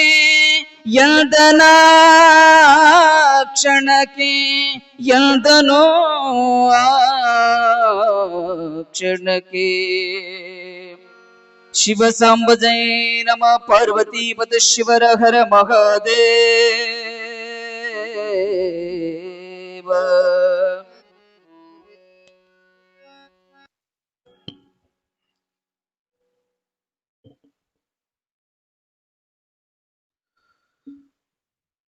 ಪವಿತ್ರವಾಗಿರುವ ಈ ಸಭೆಗೆ ಇವತ್ತೆಷ್ಟು ಪುಣ್ಯ ಮಾಡಿದ್ದಾರೆ ನೋಡ್ರಿ ಗುರುಗಳು. ಎಷ್ಟು ಜನ ಇದ್ದಾರವ, ಅದೇ ಒಂದು ಚೀಟಿ ಕೊಟ್ಟು ಕಳಿಸಿದ್ರು, ಗೇಟನ್ನು ಕೀಲಿ ಹಾಕ್ಸಿದೀವಿ. ಈಗ ಹಿಂದಕ್ಕೆ ನೋಡ್ಬೇಡ್ರಿ, ಮುಂಜಾನೆ 3-3:30 ಆಗುತ್ತೆ ಇವತ್ತು ಸಭೆ. ಕೂಡ್ತಿರೋ ಇಲ್ಲೋ? ಕೂಡ್ತೀವ್ರಿ. ಮುಂಜಾನೆ ನೀವು ಎಬ್ಸ್ಬೇಕಂದ್ರೇನು? ಬಹುಶಃ ನೀವೇನು ಚಿಂತೆ ಮಾಡಬೇಡ್ರಿ, ನಿಮಗೆ ಎಷ್ಟಕ್ಕೆ ಬಿಡಬೇಕಲ್ಲ ಅಷ್ಟಕ್ಕೆ ಬಿಟ್ಟೇ ಬಿಡ್ತೀವಿ. ಇವತ್ತಿನ ಪವಿತ್ರವಾಗಿರುವ ಈ ಸಭೆಯಲ್ಲಿ ಭವ್ಯ ದಿವ್ಯ ಪಾವನ ಸಾನ್ನಿಧ್ಯವನ್ನು ದಯಪಾಲಿಸಿ ಬಹಳ ದೂರದಿಂದ ಆಗಮಿಸಿ ನಮ್ಮೆಲ್ಲರಿಗೂ ಕೂಡ ದರ್ಶನ ಆಶೀರ್ವಾದ ಆಶೀರ್ವಚನವನ್ನ ದಯಪಾಲಿಸಲು ಆಗಮಿಸಿರುವ ಶ್ರೀಮನ್ ನಿರಂಜನ ಪ್ರಣವ ಸ್ವರೂಪ ಪ್ರಭು ನೀಲಕಂಠ ಮಹಾಸ್ವಾಮಿಗಳವರ ಪುಣ್ಯ ಪಾದಗಳಿಗೆ ಅನಂತ ಕೋಟಿಯ ಭಕ್ತಿಯ ಪ್ರಣಾಮಗಳನ್ನ ಸಮರ್ಪಿಸಿ ಆ ಪೂಜ್ಯರನ್ನ ಜೋರಾದ ಚಪ್ಪಾಳೆಯ ಮುಖಾಂತರವಾಗಿ ವೇದಿಕೆಗೆ ಸ್ವಾಗತ ಮಾಡೋಣ. ಹಾಗೆ ಶ್ರೀಮನ್ ನಿರಂಜನ ಪ್ರಣವ ಸ್ವರೂಪ ಅಭಿನವ ಶಿವಲಿಂಗ ಮಹಾಸ್ವಾಮಿಗಳವರ ಪುಣ್ಯ ಪಾದದಲ್ಲಿಯೂ ಕೂಡ ಅನಂತ ಕೋಟಿಯ ಭಕ್ತಿಯ ಪ್ರಣಾಮಗಳನ್ನ ಸಮರ್ಪಿಸಿ ಆ ಪೂಜ್ಯರನ್ನು ಕೂಡ ಜೋರಾದ ಚಪ್ಪಾಳೆಯ ಮುಖಾಂತರವಾಗಿ ವೇದಿಕೆಗೆ ಸ್ವಾಗತ ಮಾಡೋಣ. ಮತ್ತೆ ಶ್ರೀಮಠದ ಒಡೆಯರು, ನಮ್ಮ ನಿಮ್ಮೆಲ್ಲರ ಆರಾಧ್ಯ ಪರಮ ಪೂಜ್ಯರಾಗಿರುವ ಮನ್ ನಿರಂಜನ ಪ್ರಣವ ಸ್ವರೂಪ ಸದಾಶಿವ ಮಹಾಸ್ವಾಮಿಗಳವರ ಪುಣ್ಯ ಪಾದದಲ್ಲಿಯೂ ಕೂಡ ಅನಂತ ಕೋಟಿಯ ಭಕ್ತಿಯ ಪ್ರಣಾಮಗಳನ್ನು ಸಮರ್ಪಿಸಿ ಆ ಪೂಜ್ಯರನ್ನು ಕೂಡ ಜೋರಾದ ಚಪ್ಪಾಳೆಯ ಮುಖಾಂತರವಾಗಿ ಸ್ವಾಗತ ಮಾಡೋಣ. ಅದೇ ರೀತಿಯೊಳಗ ನಿತ್ಯವೂ ಕೂಡ ನೇತೃತ್ವವನ್ನು ದಯಪಾಲಿಸಿ ನಮ್ಮೆಲ್ಲರಿಗೂ ಕೂಡ ನಮ್ಮೆಲ್ಲರೊಂದಿಗೆ ಪ್ರೀತಿಯ ನುಡಿಗಳನ್ನು ಹಂಚಿಕೊಂಡಿರ್ತಕ್ಕಂತಹ ನಾಡಿನ ಖ್ಯಾತ ವಾಗ್ಮಿಗಳು ಪರಮ ಪೂಜ್ಯರು ಆಗಿರುವ ಪರಮ ಪೂಜ್ಯ ನಿರಂಜನ ದೇವರ ಪುಣ್ಯಪಾದದಲ್ಲಿಯೂ ಕೂಡ ಭಕ್ತಿಯ ಪ್ರಣಾಮಗಳನ್ನು ಸಮರ್ಪಿಸಿ ಆ ಪೂಜ್ಯರನ್ನು ಕೂಡ ಜೋರಾದ ಚಪ್ಪಾಳೆಯ ಮುಖಾಂತರವಾಗಿ ವೇದಿಕೆಗೆ ಸ್ವಾಗತವನ್ನು ಮಾಡೋಣ. ಮಹಾಂತ ಶಿವಯೋಗಿಗಳವರ ಜೀವನದ ದರ್ಶನದಲ್ಲಿ ಬಹಳ ಅಪರೂಪದ ಸನ್ನಿವೇಶವನ್ನು ನೋಡಿದ್ವಿ. ನಾನು ಹೇಳದ್ನಲ್ಲ, ಮಠ ಚರಣಗಿರಿಯ ಮಠ ನಿರ್ಮಾಣ ಆಗಿರತಕ್ಕಂಥ ಒಂದು ಸನ್ನಿವೇಶವೇ ಬಹಳ ಅದ್ಭುತವಾಗಿರತಕ್ಕಂಥ ಸನ್ನಿವೇಶ ಅದು.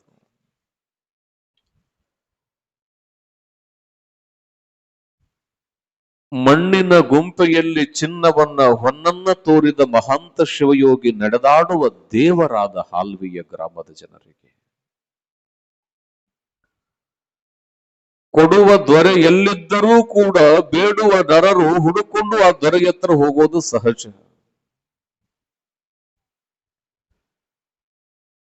ಸಿದ್ದೇಶ್ವರ ಗುಡಿಯಿಂದ ಚರಣಗಿರಿಯ ಮಠ ನಿರ್ಮಾಣ ಆದ ಮೇಲೆ ಇನ್ನು ದಾನ ಕೊಟ್ಟಿದ್ರಲ್ಲ ಕುಲಕರ್ಣಿಯವರು, ಆ ಮನೆತನದವರು, ಆ ಭಾಗದ ಗೌಡ್ರು, ದಣಿಯರು ಎಲ್ಲರೂ ಕೂಡಿಕೊಂಡು ಆ ಶಿವಯೋಗಿಯನ್ನ ವೈಭವವಾಗಿ ಮೆರವಣಿಗೆಯನ್ನ ಮಾಡಿಕೊಂತ ಎಲ್ಲಿಗೆ ಕರ್ಕೊಂಡು ಬರ್ತಾರೆ ಅಂತಂದ್ರೆ ಚರಣಗಿರಿಯ ಮಠಕ್ಕ ಮಠ ಪ್ರವೇಶವನ್ನ ಮಾಡಿಸ್ತಾರೆ. ನೋಡ್ರಿ ಎಷ್ಟು ವಿಶೇಷ ಅಲ್ಲ.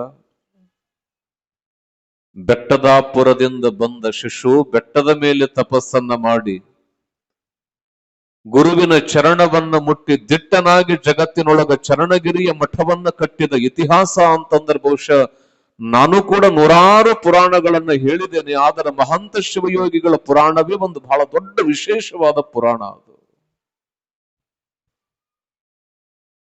ಯಾಕೆ ಅಂದ್ರೆ ದಿಕ್ಕಿದ್ದವನ ದಾರಿ ಬಹಳ ಸುಲಭ, ದಿಕ್ಕಿಲ್ಲದವನ ದಾರಿ ಏನದಲ್ಲ ಅದು ಬಹಳ ಕಠಿಣ. ಸಮುದ್ರದೊಳಗೆ ಒಂದು ಹಡಗು ಹೋಗಬೇಕಾದ್ರೂ ಅದಕ್ಕೊಂದು ದಿಕ್ಕಿರ್ತದ, ಗಗನದಲ್ಲಿ ಒಂದು ವಿಮಾನ ಹೋಗಬೇಕಾದ್ರೂ ಕೂಡ ಅದಕ್ಕೊಂದು ದಿಕ್ಕಿರ್ತದ, ನಾವು ಹೋಗಬೇಕಾದ್ರೆ ನಮಗೂ ಕೂಡ ದಿಕ್ಕಿರ್ತದ. ಆದರೆ ದಿಕ್ಕಿಲ್ಲದಂತೆ ನಡೆದು ಜಗತ್ತಿಗೆ ದಿಕ್ಕಾದವರು ಅಂತಂದ್ರೆ ಅದು ಚರಣಗಿರಿಯ ಮಹಂತ ಶಿವಯೋಗಿಗಳು.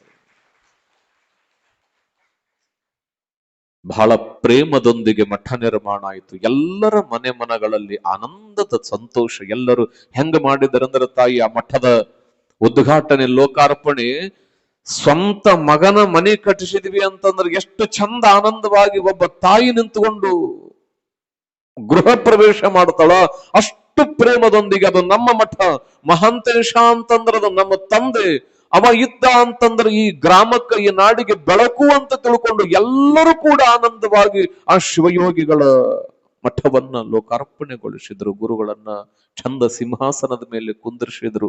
ಎಲ್ಲ ಗ್ರಾಮದ ಜನ ಪಾದಪೂಜೆ ಮಾಡಿಕೊಂಡ್ರು, ಗುರುಗಳನ್ನ ಕಣ್ತುಂಬಿ ನೋಡಿದರು. ಅವರ ವಾಣಿ ಎಂಥದ್ದು ಅಂದ್ರ, ಯಾರು ಏನು ಕೇಳ್ತಾರಲ್ಲ ತಾಯಿ ಒಂದೇ ಮಾತು ಹೇಳ, ಮನಸ್ಸಿನೊಳಗ ಸಂಕಲ್ಪ ಇಟ್ಟು ಯಾರು ಚರಣಗಿರಿಯ ಮಠದ ಮೆಟ್ಟಿಲನ್ನ ಹತ್ತುತ್ತಾರ ಅತ್ಕೊಂತ ಬಂದವರೆಲ್ಲ ನಕ್ಕೋಂತ ಕಳಿಸ್ತಕ್ಕಂಥ ಶಿವಯೋಗಿ ಅಂತಂದ್ರೆ ಅದು ಮಹಂತ ಶಿವಯೋಗಿಗಳಾಗಿದ್ರು. ಒಬ್ಬರಲ್ಲ, ಒಂದು ಭಾಗ ಅಲ್ಲ, ಒಂದು ಊರಲ್ಲ.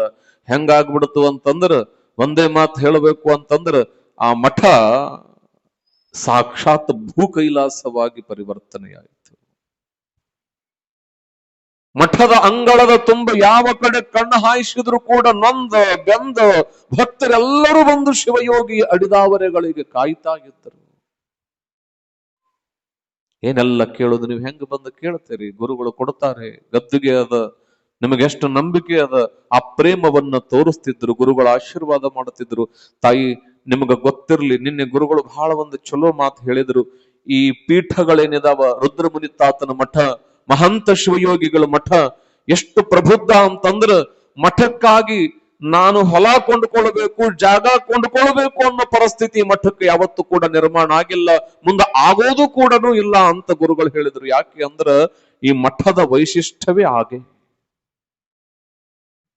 ನೋಡ್ರಿ, ಗುರುಗಳ ಅಪೇಕ್ಷೆ ಹೆಂಗಿತ್ತು? 16 ಎಕರೆ ಹೊಲ ಕೊಟ್ರು. ಯಾರು? ಕುಲಕರ್ಣಿ ಅವರು.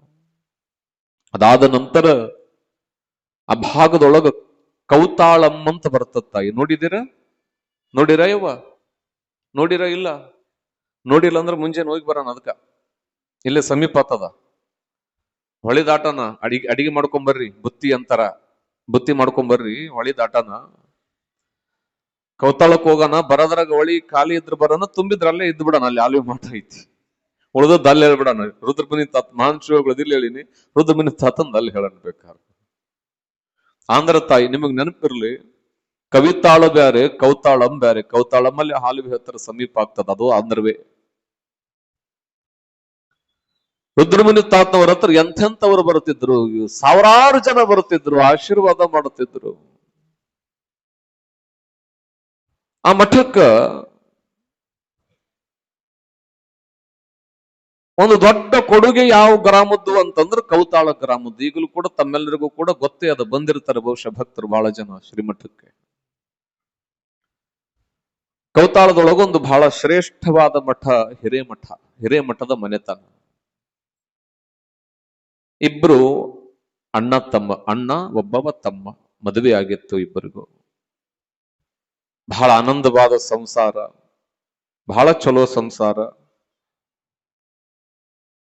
ಸ್ವಲ್ಪ ಅಣ್ಣ ತಮ್ಮರು ಕೆಡೋದು ಯಾವ ಸಮಯದಾಗ್ರಿ? ಯಾವಾಗ ಕೆಡ್ತಾರ? ಯಾವಾಗ ಸ್ವಲ್ಪ ತ್ರಾಸಗಳು ಚಲವಾಗ್ತಾವಂದ್ರೆ ಇದು ಏನಂತಾರಲ್ಲ ತಾಯಿ, ಪಾಲ ಹಾಲ.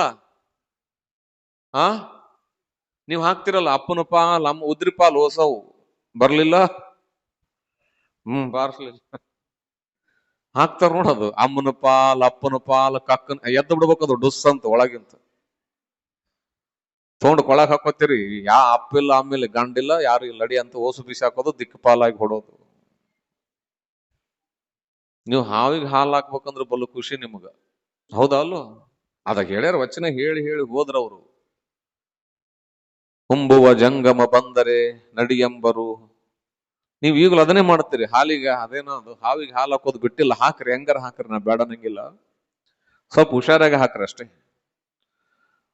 ಮೊನ್ನೆ ಒಬ್ಬ ಹೆಣ್ಮಗಳು ಸೂಜಾಗ ಹಾಕೊಂಡ್ ಬಂದಾಳ ಹಾಲವು ನಾಗರ ಮಸೀದಿನ. ಸೀದಾ ಉತ್ತಿಗೆ ಹಾಕ್ತಾಳದ, ನಿಂಗೆ ಹೊಡಿತಾಳ. ಯಾಕ ಹೊರಗ್ ಹಾಕಿರಿ ಚೆಲ್ತವ್ರ ಇದ್ದಾರ, ಸೀದಾ ಹಾವೇ ಕುಡಿ, ಸೀದಾ ರಾತ್ರಿ ಬರ್ತದ ತಡಿ ಮನಿಗೆ. ಅದೇನೋ ಹಾಲು ಕುಡಿಯಂಗಿಲ್ಲ ಅಂತ ನನಗೂ ಗೊತ್ತಿಲ್ಲವ. ಹಾವು ಅಂದ್ರೆ ಜಗ್ ಭಯ ನನಗೂ. ಇದು ಯಾವಾಗ ಸಮಸ್ಯೆ, ಅಣ್ಣ ತಮ್ಮರು ದಾಯಾದಿಗಳು ಯಾವಾಗ ಆಗ್ತಾರಂದ್ರ, ಇದು ಆಸ್ತಿ ಅನ್ನೋದೇ ಒಂದು ಬಹಳ ಮಜೆ. ಅದು ದೊಡ್ಡ ದೊಡ್ಡ ಕೊಲೆ ಈಗಲೂ ಬೆಳಕ್ ಕರೆದ್ರ ಆಗ್ತಾವಲ್ಲವ. ಯಾವಾಗ ಗಂಡನ ಕಡದು ಫ್ರಿಜ್ನಾಗ ಇಟ್ಟಿದ್ಲಂತ, ಹೌದಾ? ಈಗ ಎಲ್ಲರೂ ಫ್ರಿಜ್ ಕೊಡಕತ್ತಾರ, ಬರೀ 2,000ಕ್ಕೆ 1,000ಕ್ಕೆ. ನಾನು ಯಾಕೆ ಎಷ್ಟು ಚೀಪ್ ಆಗ್ಯಾವಂದ್ರೆ, ಬೇಡಪ್ಪ ಮಾರ, ಮನ್ಯಾಗ ಫ್ರಿಜ್ನೇ ಬೇಡ. ಯಾಕಂದ್ರೆ ಪರಿಸ್ಥಿತಿಗಳು ಇವತ್ತು ಹೆಂಗಾಗಿದ್ದಾವೆ ಅಂತಂದ್ರೆ, ಒಂದೇ ಮಾತು ಮೇಲೆ ಹೇಳ್ತೇನೆ, ಇವತ್ತು ಬದುಕು ಸಂಭಾವನೆ ಮೇಲೆ ನಿಂತಿದೆ ಹೊರತು ಭಾವನೆಗಳ ಮೇಲೆ ನಿಂತಿಲ್ಲ. ಇವತ್ತು ಕೃತಕವಾಗಿ ಪ್ರತಿಯೊಬ್ಬ ಮನುಷ್ಯ ಬದುಕೋದು ಏನಾಗಿದೆ ಅಂದ್ರೆ ಅನಿವಾರ್ಯವಾಗಿ ಬಿಟ್ಟಿದೆ. ಏನು ಮಾಡೋದಕ್ಕಿಲ್ಲ, ಅದು ಕೃತಕವಾಗಿಯೇ ಬದುಕನ್ನು ನಿರ್ಮಾಣ ಮಾಡತಕ್ಕಂಥ ಹಂತಗಳಲ್ಲಿ ನಾವುಗಳು ಬಂದು ಬಿಟ್ಟಿದ್ದೇವೆ. ನಗುವಿನಿಂದ ಹಿಡಿದು ಸಾವಿರ ಸತ್ತ ಮೇಲೆ ಅಳೋ ತನಕನೂ ಕೂಡ ಕೃತಕವಾಗಿಯೇ ನಾವು ಬದುಕ್ತಿದ್ದೇವೆ. ಎಲ್ಲಿ ತನಕ ಕೇಳ್ತಿದ್ದೀನಿ ಶಬ್ದಗಳಂದ್ರ, ಯಾರಾದ್ರೂ ಸತ್ತಾಗ ಮಣ್ಣಿಗೆ ಹೋಗ್ಬೇಕಂದಾಗ, ಹೋಗ್ಬೇಕಲ್ಲೋ ಮಾರಾಯ, ಮತ್ತ ನಾಳೆ ಸತ್ರ ಅವ ಬರ್ಬೇಕಲ್ಲ ನಮ್ಮ ಮಣ್ಣಿಗೆ ಅಂತ. ಆ ಮಟ್ಟಕ್ಕೆ ನಾವೆಲ್ಲಿಗೆ ಬಂದಿವೀಗ? ಎಲ್ಲಿಗೆ ಬಂದಿವವ? ಯಾರು ಪ್ರೀತಿಲಿಂದ ತಗೋದಿಲ್ಲ. ಅಕ್ಕನ ಮದುವೆಗೆ ತಂಗಿ ಹೋಗೋದ ಯಾಕ? ಆಕೆ ಈಕಿಗೆ ಅರ್ಧ ತೊಲೆ ಹಾಕಿರ್ತಾಳ, ಆಕೆಗೆ ಹಾಕಬೇಕಲ್ಲ. ತಾಯಿ ಆಸ್ತಿ ಮಾಡ್ರಿ, ಬ್ಯಾಡ ಅನ್ನಂಗಿಲ್ಲ. ಅದಕ್ಕೆ ದೊಡ್ಡವರು ಬಹಳ ಚಂದ ಹೇಳಿದಾರೆ, ಮಕ್ಕಳಿಗಾಗಿ ಆಸ್ತಿ ಮಾಡುವ ಬದಲು ನಿಮ್ಮ ಮಕ್ಕಳನ್ನು ಈ ಸಮಾಜದ ಆಸ್ತಿಯನ್ನಾಗಿ ಮಾಡ್ರಿ, ನಿಮ್ಮ ಮನೆ ಮನಗಳು ಆನಂದವಾಗಿರುತ್ತವೆ. ಗಿರಿಜಾಂಬೆ ತಾಯಿ ಮಹಾಂತೇಶನಿಗೆ 100 ಎಕರೆ ಹೊಲ ಮಾಡಿದ್ರ ಆ ಹೊಲಕ್ಕೆ ದೊರೆ ಆಗುತ್ತಿದ್ದ, ಜಗತ್ತಿಗೆ ದೊರೆ ಆಗ್ತಿರ್ಲಿಲ್ಲ. ಗಿರಿಜಾಂಬ ತಾಯಿ ಮಗನನ್ನೇ ಆಸ್ತಿ ಮಾಡಿದ್ಲು. ಮಹಾಂತೇಶ ಇವತ್ತು ಜಗದ ದೊರೆಯಾದ, ಗುರುವಾಗಿ ದೊರೆಯಾಗಿ ಜಗತ್ತನ್ನ ಬೆಳಗಿ ನಮ್ಮ ನಿಮ್ಮಂತವರನ್ನ ರಕ್ಷಣೆ ಮಾಡ್ತಾನೆ. ಕಾರಣ, ಒಬ್ಬ ಮನುಷ್ಯನೊಳಗೆ ಏನೆಲ್ಲ ಆಗುವ ತಾಕತ್ತು ಭಗವಂತ ಕೊಟ್ಟಿದ್ರು ಕೂಡ ನಾವಿವತ್ತು ಕೂಡ ಏನೂ ಆಗ್ತಾ ಇಲ್ಲ. ಎಂಥ ಕಟಕರ ಭಾವನೆ ಅಂತಂದ್ರ, ಆಸ್ತಿ ಸಂಬಂಧಗಳು ಚಲುವಾದವು. ಇದನ್ನು ಧಾರಾವಾಹಿ ಅನ್ಕೊಂಡ್ಬಿಟ್ರೆ ಮತ್ತೆ ಇಲ್ಲಿ ಹೇಳೋ ಯಾವ ಸುಳ್ಳು ಇರುವುದಿಲ್ಲ. ಸುಳ್ಳು ಅಂತಲ್ಲ, ಇದು ಇನ್ನೊಂದು ವಿಶೇಷ ಏನಂದ್ರೆ, ಇದು ಯಾವ್ದೋ 1000 ವರ್ಷದಿಂದಲದಲ್ಲ, 100-200 ವರ್ಷದ ಹಿಂದಿನದು. ಎಲ್ಲರಿಗೂ ಕೂಡ ಇನ್ನೂ ಎಷ್ಟೋ ಜನ ಮನೆತನಗಳಿದ್ದಾವೆ, ಪರಿಚಯ ಇದ್ದಾರೆ. ಅಣ್ಣ ತಮ್ಮರಿಗೆ ಜಗಳ ಚಾಲವಾತಿಲ್ಲ.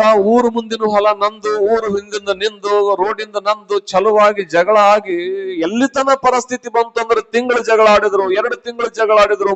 ಮತ್ತೆ ಸ್ವಾಮಿಗಳೇ, ಹಿರೇಮಠದವರು, ಊರಿಗೆ ಹಿರೇಮಠದವರು, ತಿಳಿದವರು,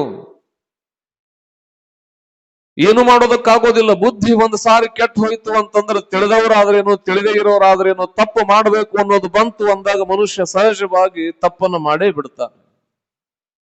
ಅದಕ್ಕೆ ಬುದ್ಧಿನ ನಂಬೋದಕ್ಕಿಂತ ಹೆಚ್ಚಾಗಿ ಗುರುವನ್ನ ನಂಬಬೇಕು ಅನ್ನೋದೇ ಶಾಸ್ತ್ರದ ಕೃಪೆ. ಅದಕ್ಕೆ ಹೇಳ್ತಾರಲ್ಲ, ಆತ್ಮಬುದ್ಧಿ ಸುಖಂಚೈವ ಪರಬುದ್ಧಿ ವಿನಾಶಕ, ಗುರುಬುದ್ಧಿ ವಿಶೇಷತ, ಸ್ತ್ರೀ ಬುದ್ಧಿ ಪ್ರಳಯಾಂತಕ.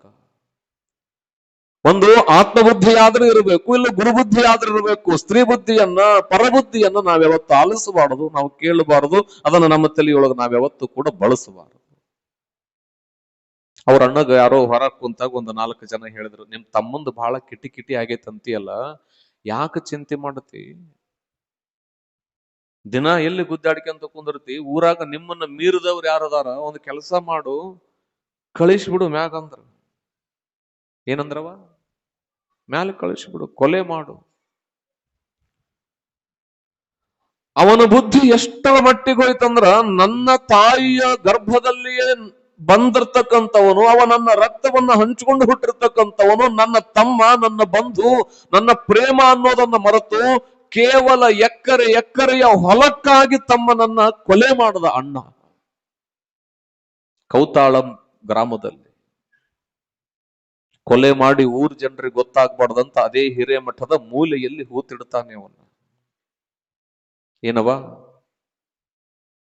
ವ್ಯಾಜ್ಯ ಮನುಷ್ಯನನ್ನ ಯಾವ ಮಟ್ಟಕ್ಕೆ ಬೇಕಾದ್ರೂ ಕರ್ಕೊಂಡು ಹೋಗ್ಬಿಡ್ತದ. ತಲೆ ಕೆಟ್ಟು ಅಂತಂದ್ರೆ ಅದಕ್ಕೆ ಹೇಳ್ತಾರಲ್ಲ, ಬುದ್ಧಿ, ಚಿತ್ತ, ಅಹಂಕಾರ, ಅಂತರಂಗದ ಚತುಷ್ಟಯಗಳು ಅಂತ ಕರೀತಾರೆ. ಅವು ಕೆಟ್ಟವು ಅಂದ್ರೆ ಮನುಷ್ಯ ಮಿತಿ ತಪ್ಪಿ ಬಿಡ್ತಾನೆ, ಮತ್ತೆ ಕೆಟ್ಟು ಹೋಗ್ತದೆ. ಅದೇ ಹಿರೇಮಠದ ಹಿಂದಿನ ಮೂಲೆಯ ಹಿತ್ತಲಲ್ಲಿ ಅವನನ್ನ ಹೂತಿಟ್ಟ ಒಂದಿಷ್ಟು ದಿನಗಳು ಕಳೆದವು. ಚಲವಾತ್ ನೋಡವ. ಏನಾಗಿರ್ಬೇಕವ ಸತ್ತವ? ಏನಾಗಿರ್ತಾನ? ಆ ಅವ್ವ ದೆವ್ವ. ಆತ್ಮ ಪ್ರೇತ ಬಾಧೆ ಅಂತ ಕರೀತಾರ, ಅದನ್ನ ಆತ್ಮ ಬಾಧೆ ಅಂತ ಕರೀತಾರ. ಉಪಟಳ ಜಾಸ್ತಿ ಆಯ್ತು ಮನೆಯೊಳಗೆ, ಏನೋ ಒಂಥರ ಅಶಾಂತಿ, ನೆಮ್ಮದಿ, ಭಾವನೆಗಳು ಕೆಡೋದು, ಒಬ್ಬರಿಂದ ಒಬ್ಬರಿಗೆ ರೋಗ ರುಜಿನ, ಮನೆಯೊಳಗೆ ಒಬ್ಬರಿಂದ ಒಬ್ಬರು ಸಾಯೋದು. ಯಾಕಂದ್ರೆ ಮಾಡಿದ ಪಾಪ ಅದು ಯಾವತ್ತಿದ್ರೂ ಕೂಡ ಬಿಡೋದಿಲ್ಲ. ಆದ್ರೆ ಇದು ವಿಶೇಷವಾದ ದೆವ್ವ, ಇದು ಚಲೋದಿದು. ಅವ ಏನು ಇಲ್ಲ, ರಾತ್ರಿ ಅನ್ನಕ್ಕೆ ಕಾಟ ಕೊಡೋದು, ನನ್ನ ಆಸ್ತಿ ಏನೈತಿ ನೀವು ಕೊಡ್ಬೇಕಾಟ. ಅವ ಏನ್ ಮಾಡ್ಬೇಕು, ಅವ್ರನ್ನ ಕರೆಸಿದ, ಇವ್ರನ್ನ ಕರೆಸಿದ, ಅವ್ರನ್ನ ಹೇಳದ, ಇವ್ರನ್ನ ಮಾಡಿದ, ಮಾಟ ಮಾಡೋರು. ದೇವ್ ಬಿಡಿಸೋರು ಬಹಳ ಜನ ಇರ್ತಾರೆ, ಗೊತ್ತೈತೆ ನಾವು. ದೇವ್ ಬಿಡಿಸೋರು ಬೇರೆ, ದೇವ್ ಬಿಡಿಸ್ತೀವಿ ಅಂತೇಳಿ ಮನ್ಯಾಗಿನ ಟ್ರೆಜರ್ ರೊಕ್ಕ ಬಿಡಿಸೋರು ಬೇರೆ, ಇಬ್ರು ಇರ್ತಾರ. ಮತ್ತೊಬ್ಬೊಬ್ಬರಿಗೆ ಬಹಳ ದೇವ್ ಹಿಡಿದಿರ್ತ, ಒಬ್ಬೊಬ್ಬರಿಗೆ ಬೇರೆ ಬಂಗಾರದ ಹಿಡಿದಿರ್ತತಿ, ಒಬ್ಬೊಬ್ಬರಿಗೆ ಮನಿ ಕಟ್ಸೋದ್ ದೇವ್ ಹಿಡಿದಿರ್ತತಿ. ಇವನಿಗೆ ಆಸ್ತಿ ಮೇಲೆ ಎಷ್ಟು ಮಮಕಾರ ಇತ್ತು ಅಂತಂದ್ರ, ಎಷ್ಟು ಅದ್ರ ಮ್ಯಾಗ ಪ್ರೇರಣೆ ಆಗಿತ್ತು ಅಂದ್ರೆ, ಎಷ್ಟು ಬಲತು ಬಿಟ್ಟಿತ್ತು ಅಂತಂದ್ರ, ಪ್ರೇತ ಬಾಧೆ ಇಡೀ ಮನೆತನಕ್ಕೆ ಕಾಟ ಕೊಡೋ ಕಾಲಕ್ಕ ಒಬ್ಬ ಮಂತ್ರವಾದಿಯನ್ನ ಕರೆಸಿ ದೇವನ್ನ ಓಡಿಸ್ಬೇಕು ಅಂದ್ರೆ ಮಂತ್ರವಾದಿಯನ್ನೇ ಆ ದೇವ ಓಡಿಸಿ ಬಿಡುತ್ತಾನೆ. ಅವಾಗ ಹಿರೇಮಠದ ಸ್ವಾಮಿಗಳಿಗೆ ನೆನಪಾಗಿದ್ದು ಯಾರು ಅಂತಂದ್ರ ಚರಣಗಿರಿಯ ಮಹಾಂತ ಮಹಾಶಿವಯೋಗಿಗಳು. ಎಲ್ಲರೂ ಹೇಳ್ತಾರ, ನೀನು 100 ಮಂತ್ರಗಳನ್ನ 100 ತಂತ್ರಗಳನ್ನ ಮಾಡೋ ಅವಶ್ಯಕತೆ ಇಲ್ಲ. ಒಬ್ಬ ಶಿವಯೋಗಿ ನಿನ್ನ ಮನೆಯೊಳಗ ಅಡಿಯಿಟ್ಟ ಅಂತಂದ್ರ ಇಡೀ ಪ್ರೇತ ಬಾಧೆ ಎಲ್ಲ ಎಂತ ಬ್ರಹ್ಮ ರಾಕ್ಷಸವಾದ್ರೂ ಕೂಡ ಓಡಿಸುವ ಶಕ್ತಿ ಅದು ಮಹಾಂತೇಶನ ಪುಣ್ಯ ಚರಣಕ್ಕದ. ಅವರನ್ನು ಕರ್ಕೊಂಡು ಬರ್ರಿ, ಅವರನ್ನು ಕರ್ಕೊಂಡು ಬರ್ರಿ. ಹೋಗವ ಅಂದ. ಹೌದಲ್ಲ, ಬಹಳ ಕಿಟಿಕಿಟಿ ಇದು. ಒಮ್ಮೆದ ಮೇಲೆ ಹೊಲೆಯಾಗ ಬೆಂಕಿ ಎತ್ಕೊಳ್ಳೋದು, ಏನವಾ ಕದ ಬಡ್ಕೊಳ್ಳೋದು, ಮತ್ತ ಮಜೆ ಇರ್ತಾವ. ದೇವ್ ಅಂದ್ರವು ನೋಡಿರಿಲ್ಲವ? ಯಾರ ನೋಡಿಲ್ಲ? 12ರ ಮಟ್ಟ ಪುರಾಣ ಹೇಳಿದ್ರೆ ನಾನೇ ಹೆಂಗ್ ಕಾಣ್ತೀನಿ ನಿಮಗ? ಹೆಂಗ? ನೀವು ನೋಡಿಲ್ಲ, ನೀವು ನೋಡಿರ್ತೀರಿ ಅನ್ನಂಗಿಲ್ಲ. ನಿಮ್ಮ ಅಂತಿರ್ತಿಲ್ಲ ಮನೆಗೆ ಹೆಂಗೈತ್ ನೋಡಿದ್ ದೇವ್ ಇದ್ದಂಗ ಅಂತ. ಅವೇ ದೇವ್, ಅವು ಹಂಗ್ ಕಾಡ್ತಾವು, ನೀವ್ ಹಿಂಗ್ ಕಾಡ್ತೀರಿ. ತಾಯಿ ಮಹಾಂತೇಶ್ವರ ಶಿವಗಳ ಹತ್ರ ಹಿರೇಮಠದ ಸ್ವಾಮಿಗಳು, ಹೆಂಡತಿ, ಮಕ್ಕಳು ಎಲ್ಲರೂ ಕುಡ್ಕೊಂಡು ಬಂದ್ರು. ಒಳ್ಳೆಯವರು ಬಂದಂಗ ಬಂದ್ರು. ಮತ್ತೆ ಮಠ ಅಂದ್ಮೇಲೆ ವೃಕ್ಷ ಇದ್ದಂಗ, ಮಠದ ವೃಕ್ಷದೊಳಗ ಗಿಳಿನೂ ಬಂದು ಕುಂದಿರ್ತದ, ಗಿಡಗನು ಬಂದು ಕುಂದಿರ್ತದ. ಗಿಡದೊಳಗ ಆ ಗಿಡ ಮರ ಏನು ಬೇಡ ಅನ್ನಂಗಿಲ್ಲ, ಗಿಳಿಗೂ ಆಶ್ರಯ ಕೊಡ್ತದ, ಗಿಡಗನಿಗೂ ಆಶ್ರಯ ಕೊಡ್ತದ. ಒಳ್ಳೆಯವರು ಬಂದ್ರು ಸ್ವಾಗತ, ಕೆಟ್ಟವರು ಬಂದ್ರು ಕೂಡ ಸ್ವಾಗತ. ನನಗೆ ಹೇಳ್ಬೇಕು ಹೇಳ್ಬಾರ್ದು ಗೊತ್ತಿಲ್ಲ. ಒಂದ್ಸರಿ 4 ವರ್ಷದಿಂದ 4-5 ವರ್ಷದಿಂದ ಪುರಾಣಕ್ಕೆ ಬಂದಿದ್ದೆ ನಾನಿಲ್ಲಿ. ಇನ್ನು ದೊಡ್ಡ ಹಜ್ಜರು ಒಬ್ರು ಒಂದಿಬ್ರು ಬಹಳ ಚಂದ ಬರ್ತಿದ್ರು. ಅವ್ರು ಯಾರಂತ ಗೊತ್ತಿಲ್ಲ, ತಂಡದವರು ಯಾರು ಇದಾರ. ಅವ್ರು 5 ದಿನ ಪುರಾಣ ಕೇಳ್ಯಾರ. 6ನೇ ದಿನಕ್ಕೆ ಏನ್ ಮಾಡಿದ್ರು ಗೊತ್ತದಲ್ಲ, ಹಿಂದಿರ ಗೌಡ್ರಿಗೆ ಟ್ರೆಜರಿ ಹೊಡೆದಿದ್ರು. ಅವ್ರು 6 ದಿನ ಚಂದ ಪುರಾಣ ಕೇಳ್ಯಾರ. ಆದ್ರ ವಿರೂಪಾಕ್ಷ ತಾತನ ಶಕ್ತಿ, ರುದ್ರಮುನಿ ತಾತನ ಶಕ್ತಿ ಎಷ್ಟು ದೊಡ್ಡದು ಅಂತಂದ್ರ, ಇಲ್ಲಿಂತ ಓಡ್ ಹೋಗಿ ಏನದ್ರಲ್ಲ, ಅವ್ರು ಊರು ಮುಟ್ಟಲಿಲ್ಲ. ಎಷ್ಟೋ 100-150 ಕಡೆ ಕಳತನ ಮಾಡಿದ್ರು, ಎಲ್ಲೂ ಸಿಗೆ ಬಿದ್ದಿರ್ಲಿಲ್ಲ. ಅವರನ್ನ ಸಿಕ್ಕಾಕ್ಷಿ ಅವರಿಗೆ ತಕ್ಕ ಪಾಠ ಕಲಿಸಿದ ಮಠ ಅಂದ್ರೆ ಅದು ರುದ್ರಮುನಿ ತಾತನವ್ರ ಮಠ. ಅವ್ರ ಎಂದು ಬೆನ್ನು ಹತ್ತಿದ್ರೆ ಅವ್ರು ಇಲ್ಲಿ ಮುಂದೆ ತೆಗ್ಗದ, ಆ ತೆಗ್ಗಿನೊಳಗ ಎಲ್ಲಾ ರೊಕ್ಕ ಹಾಕೊಂಡು, ಗಾಡಿನೂ ಚಲುವಾಗ್ಲಿಲ್ಲ ಅಂತ ನೋಡ್ರಿ. ಅದು ಎಂತ ಯೋಗ ಅದ. ಗಾಡಿ ಸ್ಟಾರ್ಟ್ ಆಗ್ಲಿಲ್ಲ, ಕೀಲಿ ಕಳ್ಕೊಂಡ್ರು, ಬಿದ್ರು, ಮೈ ಮೇಲೆ ಗಾಡಿ ಬಿತ್ತು, ರೊಕ್ಕ ಎಲ್ಲ ತಂದು ಕೊಟ್ರು. ಅಪ್ಪ ಅವ್ರ ಗುರುಗಳು ಎಷ್ಟು ಒಳ್ಳೆಯವರು ಅಂತಂದ್ರೆ, ಅವ್ರ ಬುದ್ಧಿ ಅವ್ರು ಕಲಿತಿದ್ದಾರೆ, ಅವರನ್ನು ಬಿಡ್ರಿ ಅಂತ ಗುರುಗಳು ಕೂಡ ಬಿಡಿಸಿದ್ರು. ಯಾಕೆ ಅಂದ್ರ ಮನುಷ್ಯ ಯಾವ ಜಾಗದಾಗ ಬೇಕಾದ್ರೆ ಏನಾದ್ರೂ ಮಾಡ್ಬೋದು ಖರೆ, ಆದ್ರ ಜಾಗೃತ ಸ್ಥಾನದಾಗ ಏನು ಮಾಡೋದಕ್ಕೆ ಸಾಧ್ಯ ಇಲ್ಲ ಅನ್ನೋದಕ್ಕೆ ಸತ್ಯ ಅಂತಂದ್ರ ಆ ನಿದರ್ಶನ. ಹಂಗ ಒಳ್ಳೆಯವರು ಕುಂದಿರ್ತಾರ, ಕೆಟ್ಟವರು ಕುಂದಿರ್ತಾರ. ಮಠ ಅಂದ ಮೇಲೆ ಎಲ್ಲರ ಪಾಳೆ ಮುಗಿತು. ಹಿರೇಮಠದವ್ರು ಬಂದರು. ಅವರು ಬರೋದ್ರೊಳಗ ಸಮಯ ರಾತ್ರಿ 9-9:30. ತಾಯಿ ನಿಮಗೆ ಹೇಳ್ತೇನೆ, ಅವ್ರು ಬಂದು ಮುಂದೆ ಕುಂತ್ಕೊಂಡಾಗ ಅಪ್ಪ ಅವ್ರು ಕೇಳಿದ್ರು, ಏನಾಗೈತಿ? ಬುದ್ಧಿ ಹಿಂಗೆಲ್ಲ ನಡೆಯಕತ್ತೈತಿ, ಮನಿಯೊಳಗ ಬಹಳ ತ್ರಾಸ ಆಗ್ಯದ, ದೆವ್ವದ ಕಾಟ ಹೆಚ್ಚಾಗ್ಯದ, ಮತ್ತೇನ್ ಮಾಡ್ಬೇಕು ಅಂದಾಗ ನಾಳೆ ಬೆಳಗಿನ ಜಾವ ಪೂಜಾ ಕುಂತಾಗ ಬಂದು ಭೇಟಿ ಆಗ್ರಿ, ಮಡಿಲಿಂತ ಬರ್ರಿ ಅಂತ ಹೇಳಿದ್ರು. ತಾಯಿ ನಿಮ್ಗೆ ಹೇಳ್ತಾನೆ, ಮಹಂತ ಶಿವಯೋಗಿಗಳ ಪೂಜೆ ಅಂದ್ರದ ಸಾಕ್ಷಾತ್ ಶಿವಯೋಗ, ಪರಮಾತ್ಮನ ಧ್ಯಾನ, ಪರಮಾತ್ಮನ ಸ್ವರೂಪ ಪುಣ್ಯಾತ್ಮ.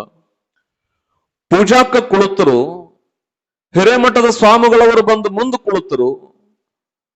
ಅಲ್ಲಿ ಎಲ್ಲರೂ ಒಂದಿಷ್ಟು ಜನ ಕೌತಾಳ ಗ್ರಾಮದ ಭಕ್ತರು ಕೂಡ ಅವರು ಹಿಂದಿದ್ದಾರ.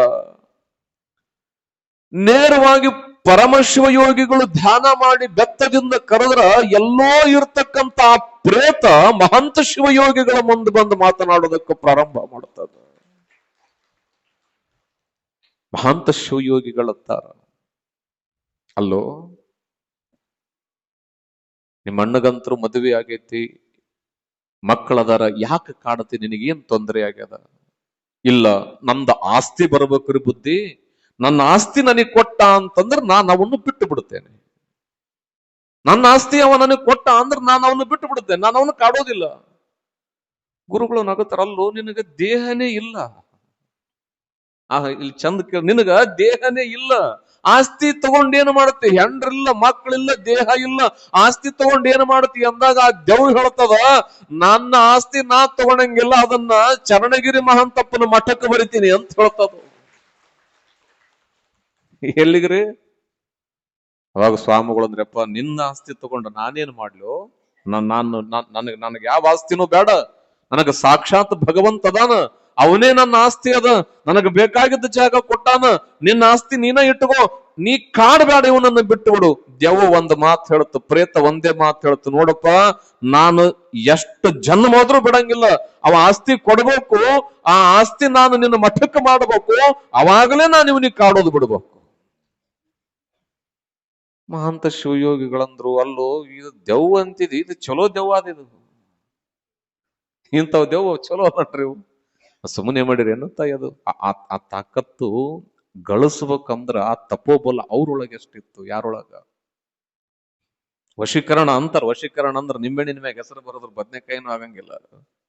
ಬಹಳ ದೊಡ್ಡ ತಪೋಶಕ್ತಿ ಬೇಕದಕ್ಕಂದ್ರ ಆ ಪ್ರೇತಾತ್ಮದ ಭಾವವೂ ಕೂಡ ಮಹಂತನನ್ನ ಭಗವಂತ ಅಂತ ಅನ್ಕೊಳ್ಬೇಕಾದ್ರ ಇಡೀ ಪಂಚಭೂತಗಳಿಗೂ ಮೀರಿದ ತಪೋಬಲ ಮಹಂತ ಶಿವಯೋಗಿರು ಒಳಗಿತ್ತು.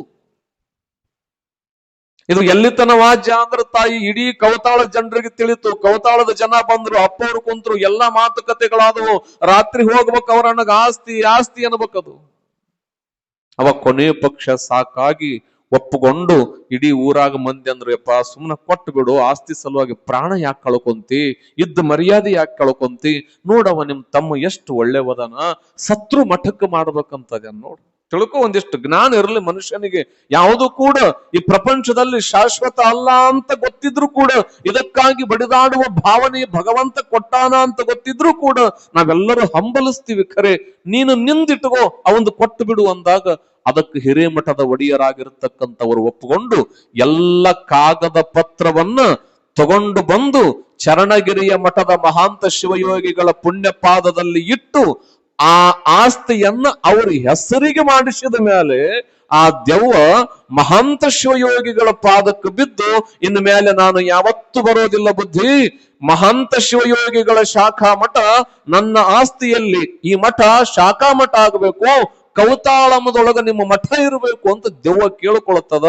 ಆವತ್ತಿನಿಂದ ಇವತ್ತಿನ ತನಕನೂ ಕೂಡ ತಾಯಿ ಕೌತಾಳಮದೊಳಗ ಚರಣಗಿರಿಯ ಶಾಖಾ ಮಠ ಇದೆ ಅನ್ನೋದನ್ನು ಕೂಡ ನಾವು ಅರ್ಥ ಮಾಡ್ಕೊಳ್ಬೇಕು. ಅಲ್ಲಿ ಆ ದೆವ್ವ ಕೊಟ್ಟಿರ್ತಕ್ಕಂಥ ಆಸ್ತಿ ಇವತ್ತಿಗೂ ಕೂಡ ಮಠದ ಹೆಸರಲ್ಲಿ ಇದೆ. ಯಾರು ಕೊಟ್ಟಿದ್ದೆವ? ಯಾರು ಕೊಟ್ಟಿದ್ದು ಅಂದ್ರೆ ಅರ್ಥ ಮಾಡ್ಕೊಳ್ರಿ. ನೀನೊಲಿದರೆ ಸಕಲ ಪಡಿ ಪದಾರ್ಥಗಳು ಇದಿರಲ್ಲಿ, ಭಗವಂತ ಒಲಿದು ಬಿಟ್ಟ ಅಂತಂದ್ರೆ ಏನೆಲ್ಲವನ್ನ ಗಳಿಸಬಹುದು ಅನ್ನೋದನ್ನ ಈ ಜಗತ್ತಿನೊಳಗ ಸಾಧನೆ ಮಾಡಿ ತೋರಿಸಿದವರು ಯಾರಂದ್ರ ಅದು ಚರಣಗಿರಿಯ ಒಡೆಯ ಮಹಾಂತ ಮಹಾಶಿವಯೋಗಿಗಳವರು. ಅಂಥವರ ಬದುಕನ್ನ ಆಲಿಸ್ತಾ ಕೌತಾಳಮದೊಳಗ ಆಸ್ತಿ ಆದಮೇಲೆ ನಿಮಗೆ ಇನ್ನೊಂದು ಗೊತ್ತಿರ್ಲಿ, ಬಹಳ ಚಂದ ಬರೀತಾರ, ತಂದಿಟ್ಟಿರ್ತಾನ ಅವ್ರ ಅಣ್ಣ ಆಸ್ತಿ ಪತ್ರ ಹೋಗೋದಿಲ್ಲ ಅಂತದು, ಅವ್ರ ಹೆಸರು ಮಾಡಿಸಿದಾಗ ಹೋಗ್ತೀನಂತದಂತ. ಮತ್ ನಾವ್ ಹೋಗ್ಬೇಕು, ನೀ ಮಾಡಿಸ್ಲಿಲ್ಲ ಅಂದ್ರ ನನಗ ಮೋಸ ಮಾಡಿದೇವ್, ನೀ ಯಾರು? ಅದಕ್ಕೆ ದೊಡ್ಡವ್ರು ಹೇಳ್ತಾರಲ್ಲ, ಅವ್ರ ಹೆಸರಲ್ಲಿ ಮಾಡಿಸಿದ ಮೇಲೆ, ಅವ್ರ ಅಪ್ಪ ಅವ್ರಿಗೆ ಆದ ಮೇಲೆ ಅವಾಗ ದೆವ್ ಬಿಡುತ್ತ. ಅವತ್ತಿನಿಂದ ಅವ್ರ ಬಾಧೆ ಕಳೀತದ. ಮತ್ತ ಆ ಹಿರೇಮಠದವರು ಕೂಡ ಅವರಿಗೆ ಬಾಗಿ ಅವರ ಮಠಕ್ಕ ಶಿಶು ಮಕ್ಕಳಾಗ್ತಾರೆ. ಕೌತಾಳಂ ಗ್ರಾಮದೊಳಗ ಇವತ್ತಿಗೂ ಕೂಡ ಯಾವುದೇ ಕಾರ್ಯಕ್ರಮ, ರಾಮಲಿಂಗೇಶ್ವರ ದೇವಸ್ಥಾನದಲ್ಲಿ ನೂರಾರು ಕಾರ್ಯಕ್ರಮಗಳು, ಪ್ರತಿಷ್ಠಾಪನೆಗಳಾಗ್ಲಿ, ಯಾವ ಕಾರ್ಯಕ್ರಮಗಳಾದ್ರೂ ಕೂಡ ಇವತ್ತಿನ ತನಕನೂ ಹಾಲ್ವಿ ಅಪ್ಪ ಅವರು ಅಪ್ಪಣೆ ಕೊಟ್ಟ ಮೇಲೆ ಅಲ್ಲಿ ಕಾರ್ಯಕ್ರಮಗಳು ಪ್ರಾರಂಭವಾಗ್ತವೆ. ಮೊನ್ನೆ ತಾನೇ ಪುರಾಣ ಆಯ್ತು. ನನಗೂ ಕೂಡ ಅದು ದೊಡ್ಡ ವಿಶೇಷ. ಯಾಕಂದ್ರೆ ಎಲ್ಲರೂ ಕೇಳಿರ ನಾವು ಇದನ್ನ, ಮತ್ತಿದು ಸುಳ್ಳಲ್ಲ. ಈಗಲೂ ಕೂಡ ನಮಗೆ ಸಾಕ್ಷಿ ಸಿಗ್ತದೆ, ಅಲ್ಲಿ ಆಸ್ತಿ ಅದ. ಯಾಕೆ ಅಂತಂದ್ರ ಅಂಥ ಭವ್ಯತ್ವದ ಪರಂಪರೆಯ ಮಠ ಇದು. ಇಂಥ ಮಠ, ಇಂಥ ಮಹಾಶಿವಯೋಗಿಗಳ ಮಠ ವೈಭವದಿಂದ ಜಗತ್ತನ್ನ ಬೆಳಗುತ್ತಿದ್ದು. ಈ ಸುದ್ದಿ ನಾಡಿನ ತುಂಬ ಹರಡುಬಿಡುತ್ತು. ಅಲ್ಲೋ ಒಂದು ಪ್ರೇತಾತ್ಮ ಬಂದು ಮಠಕ್ಕೆ ದಾನ ಕೊಟ್ಟದಂದ ಮೇಲೆ ಇನ್ನು ನಾವು ಜೀವಾತ್ಮಗಳು ಇದ್ದು ಏನು ಫಲ ಅಂತ ತಿಳ್ಕೊಂಡು ತನುಮನ ಧನದಿಂದ ಶ್ರೀಮಠಕ್ಕೆ ಸೇವೆಯನ್ನ ಮಾಡೋದಕ್ಕೆ ಪ್ರಾರಂಭ ಮಾಡಿದರು. ಅನವರತವಾಗಿ ಸಾಗಿದ ಆ ಕಾರ್ಯ ಈ ಜಗತ್ತಿನಲ್ಲಿ ಇವತ್ತಿನ ತನಕವೂ ಕೂಡ ಬೆಳಕಾಗಿದೆ. ಅಪ್ಪವರು ಅಷ್ಟೆಲ್ಲ ಆದಾಗ ಸಾವಿರ ಸಾವಿರ ಭಕ್ತರು ಬರೋದಕ್ಕೆ ಪ್ರಾರಂಭ ಮಾಡ್ತಾರೆ.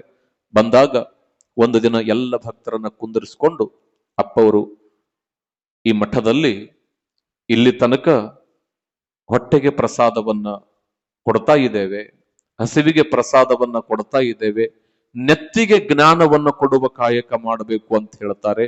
ಎಲ್ಲ ಭಕ್ತರಂತರ ಬುದ್ಧಿ ತಮ್ಮ ಹರಕೆ ಏನದ, ತಮ್ಮ ಆಶೀರ್ವಾದ ಮಾಡ್ರಿ, ಅಪ್ಪಣೆ ಮಾಡ್ರಿ, ನಾವು ನಿಂತು ಮಾಡ್ತೀವಿ ಅಂದಾಗ ಹೇಳಿರ್ತಕ್ಕಂತಹ ಬಹಳ ದೊಡ್ಡ ದಿವ್ಯ ವಾಣಿಯೇ ಬಸವ ಪುರಾಣ. ಯಾವ ಪುರಾಣ ತಾಯಿ? ಬಸವ ಪುರಾಣ. ಅವ್ರು ಹೇಳ್ತಾರ, ದಿನ ಮಾಸ ಅಷ್ಟೇ ಅಲ್ಲ, 3 ವರ್ಷದ ಮೇಲ 6 ತಿಂಗಳುಗಳ ಕಾಲ ಬಸವ ಪುರಾಣ ಮಾಡಬೇಕು, ಅದು ಹಂಗ ನಡಿಬೇಕು ಅಂತ ಹೇಳಿದಾಗ ಪ್ರತಿ ಒಬ್ಬರು ಕೂಡ ಚಾಚೂ ತಪ್ಪದೆ ಎಲ್ಲ ಸೇವೆಯನ್ನ ಒಪ್ಪಿಕೊಂಡು ಅದು ಹೆಂಗ ಬಸವ ಪುರಾಣ ಮಾಡ್ತಾರ, ಯಾರನ್ನ ಬಸವ ಪುರಾಣ ಹೇಳಕ್ ಕರೆಸ್ತಾರ. ನಿಮಗ್ ಗೊತ್ತಿರ್ತಾಯಿ, ಬಸವ ಪುರಾಣ ಆಗಿರೋದೇ ಒಂದು ದೊಡ್ಡ ರೋಮಾಂಚನ ಮಠದೊಳಗ. ಎಷ್ಟು ವರ್ಷ ರೀ? 3 ವರ್ಷದ ಮೇಲ 6 ತಿಂಗಳು ದಿನ ಪ್ರಸಾದ, ಲಕ್ಷ ಲಕ್ಷ ಜನರಿಗೆ ಪ್ರಸಾದ, ಊಟ, ಬಂದವರಿಗೆ ಏನೆಲ್ಲ ವ್ಯವಸ್ಥೆ ವಸತಿ ಕಲ್ಪಿಸಿ ಏನೆಲ್ಲವನ್ನ ಆಶೀರ್ವಾದ ಮಾಡುತ್ತಾರೆ, ಏನೆಲ್ಲವನ್ನ ಕೊಡುತ್ತಾರೆ. ಆ ಮಹಾಂತರು ನಿಜವಾಗಲೂ ಕೂಡ ಈ ಜಗತ್ತಿನ ನಡೆದಾಡುವ ದೇವರು. ಅಂಥವರ ಚರಿತೆಯನ್ನ ಆಲಿಸ್ತಾ ನಾವೆಲ್ಲರೂ ಕೂಡ ಬಂದಿರತಕ್ಕಂಥವರಾಗಿದ್ದೇವೆ. ಇನ್ನೊಂದು ವಿಚಾರ ಏನಂತಂದ್ರೆ, ಅಪ್ಪ ಅವರು ಗುರುಗಳು ಬಹಳ ಜನ ಬಂದಿರೋಣದ್ರಿಂದ ಇವತ್ತೇ ಬಸವ ಪುರಾಣದೊಂದಿಷ್ಟು ಮುಗಿಸೋಣ ಅನ್ಕೊಂಡೆ. ಮತ್ತು ಗುರುಗಳಿದಾರ, ನಾಳೆ ಬಸವ ಪುರಾಣದ ಬಗ್ಗೆ ವಿಚಾರ ಮಾಡಿ ರುದ್ರಮುನಿ ತಾತವರೇ ಬಸವ ಪುರಾಣದಾಗೆ ಸಿಗೋದವರು ಬರೋದು ನೋಡಿ ಅಂತ ಯೋಗ ಅದು. ಅದಕ್ಕೆ ಬರೆದಿದಾರಲ್ಲ, ಬಸವ ಚರಿತೆಯ ಪೇಳುವ ಸಮಯದಿ ಬಸವನಾಗಿಯೇ ನೀವುಗಳು ನಾಳೆನೇ ದಿನ ಎಲ್ಲರೂ ಆಲಿಸೋಣ ಅನ್ನತಕ್ಕಂಥ ಮಾತನ್ನು ಮತ್ತೊಮ್ಮೆ ತಮ್ಮೆಲ್ಲರಿಗೂ ಕೂಡ ವಿಶೇಷವಾಗಿ ತಿಳಿಸ್ತಾ, ಆಗಮಿಸಿದ ತಮ್ಮೆಲ್ಲರಿಗೂ ಕೂಡ ಎಲ್ಲ ಗುರುವರಿಯರು ಸನ್ಮಂಗಳವನ್ನು ದಯಪಾಲಿಸಲಿ ಅಂತ ಹೇಳಿ ಎನ್ನೆಲ್ಲ ನುಡಿಗಳಿಗೆ ವಿರಮಿಸಿ ಮುಂದಿನ ಕಾರ್ಯಕ್ರಮವನ್ನ ನಮ್ಮ ಗೌಡರಿಗೆ ಬಿಟ್ಟುಕೊಡ್ತಾ ಇದ್ದೇನೆ. ಶಿವಂಭ್ಯ. ಆಸೀನರಾಗಿರ್ತಕ್ಕಂಥ ಸಕಲ ಪೂಜ್ಯರಿಗೆ ಹಣೆ ಮಣಿದು ಗ್ರಾಮ ಹಾಗೂ ಪರಗ್ರಾಮಗಳಿಂದ ಬಂದಿರತಕ್ಕಂಥ ಸದ್ಭಕ್ತರಿಗೆ ಶರಣಗಳನ್ನು ಸಮರ್ಪಿಸುತ್ತಾ, ರುದ್ರದೇವರ 98ನೇ ಜಾತ್ರಾ ನಿಮಿತ್ತವಾಗಿ ದಾಸೋಹಕ್ಕೆ ಕೊಟ್ಟಿರ್ತಕ್ಕಂಥ ಕಾಣಿಕೆ ಯಾದೇವರ 201 ರೂಪಾಯಿ ಐನೇರ್ ಲಕ್ಷ್ಮೀ ಚೀಕಲ್ ಪರಿವಿ, 21,000 ರೂಪಾಯಿ ಗೋನವಾರ್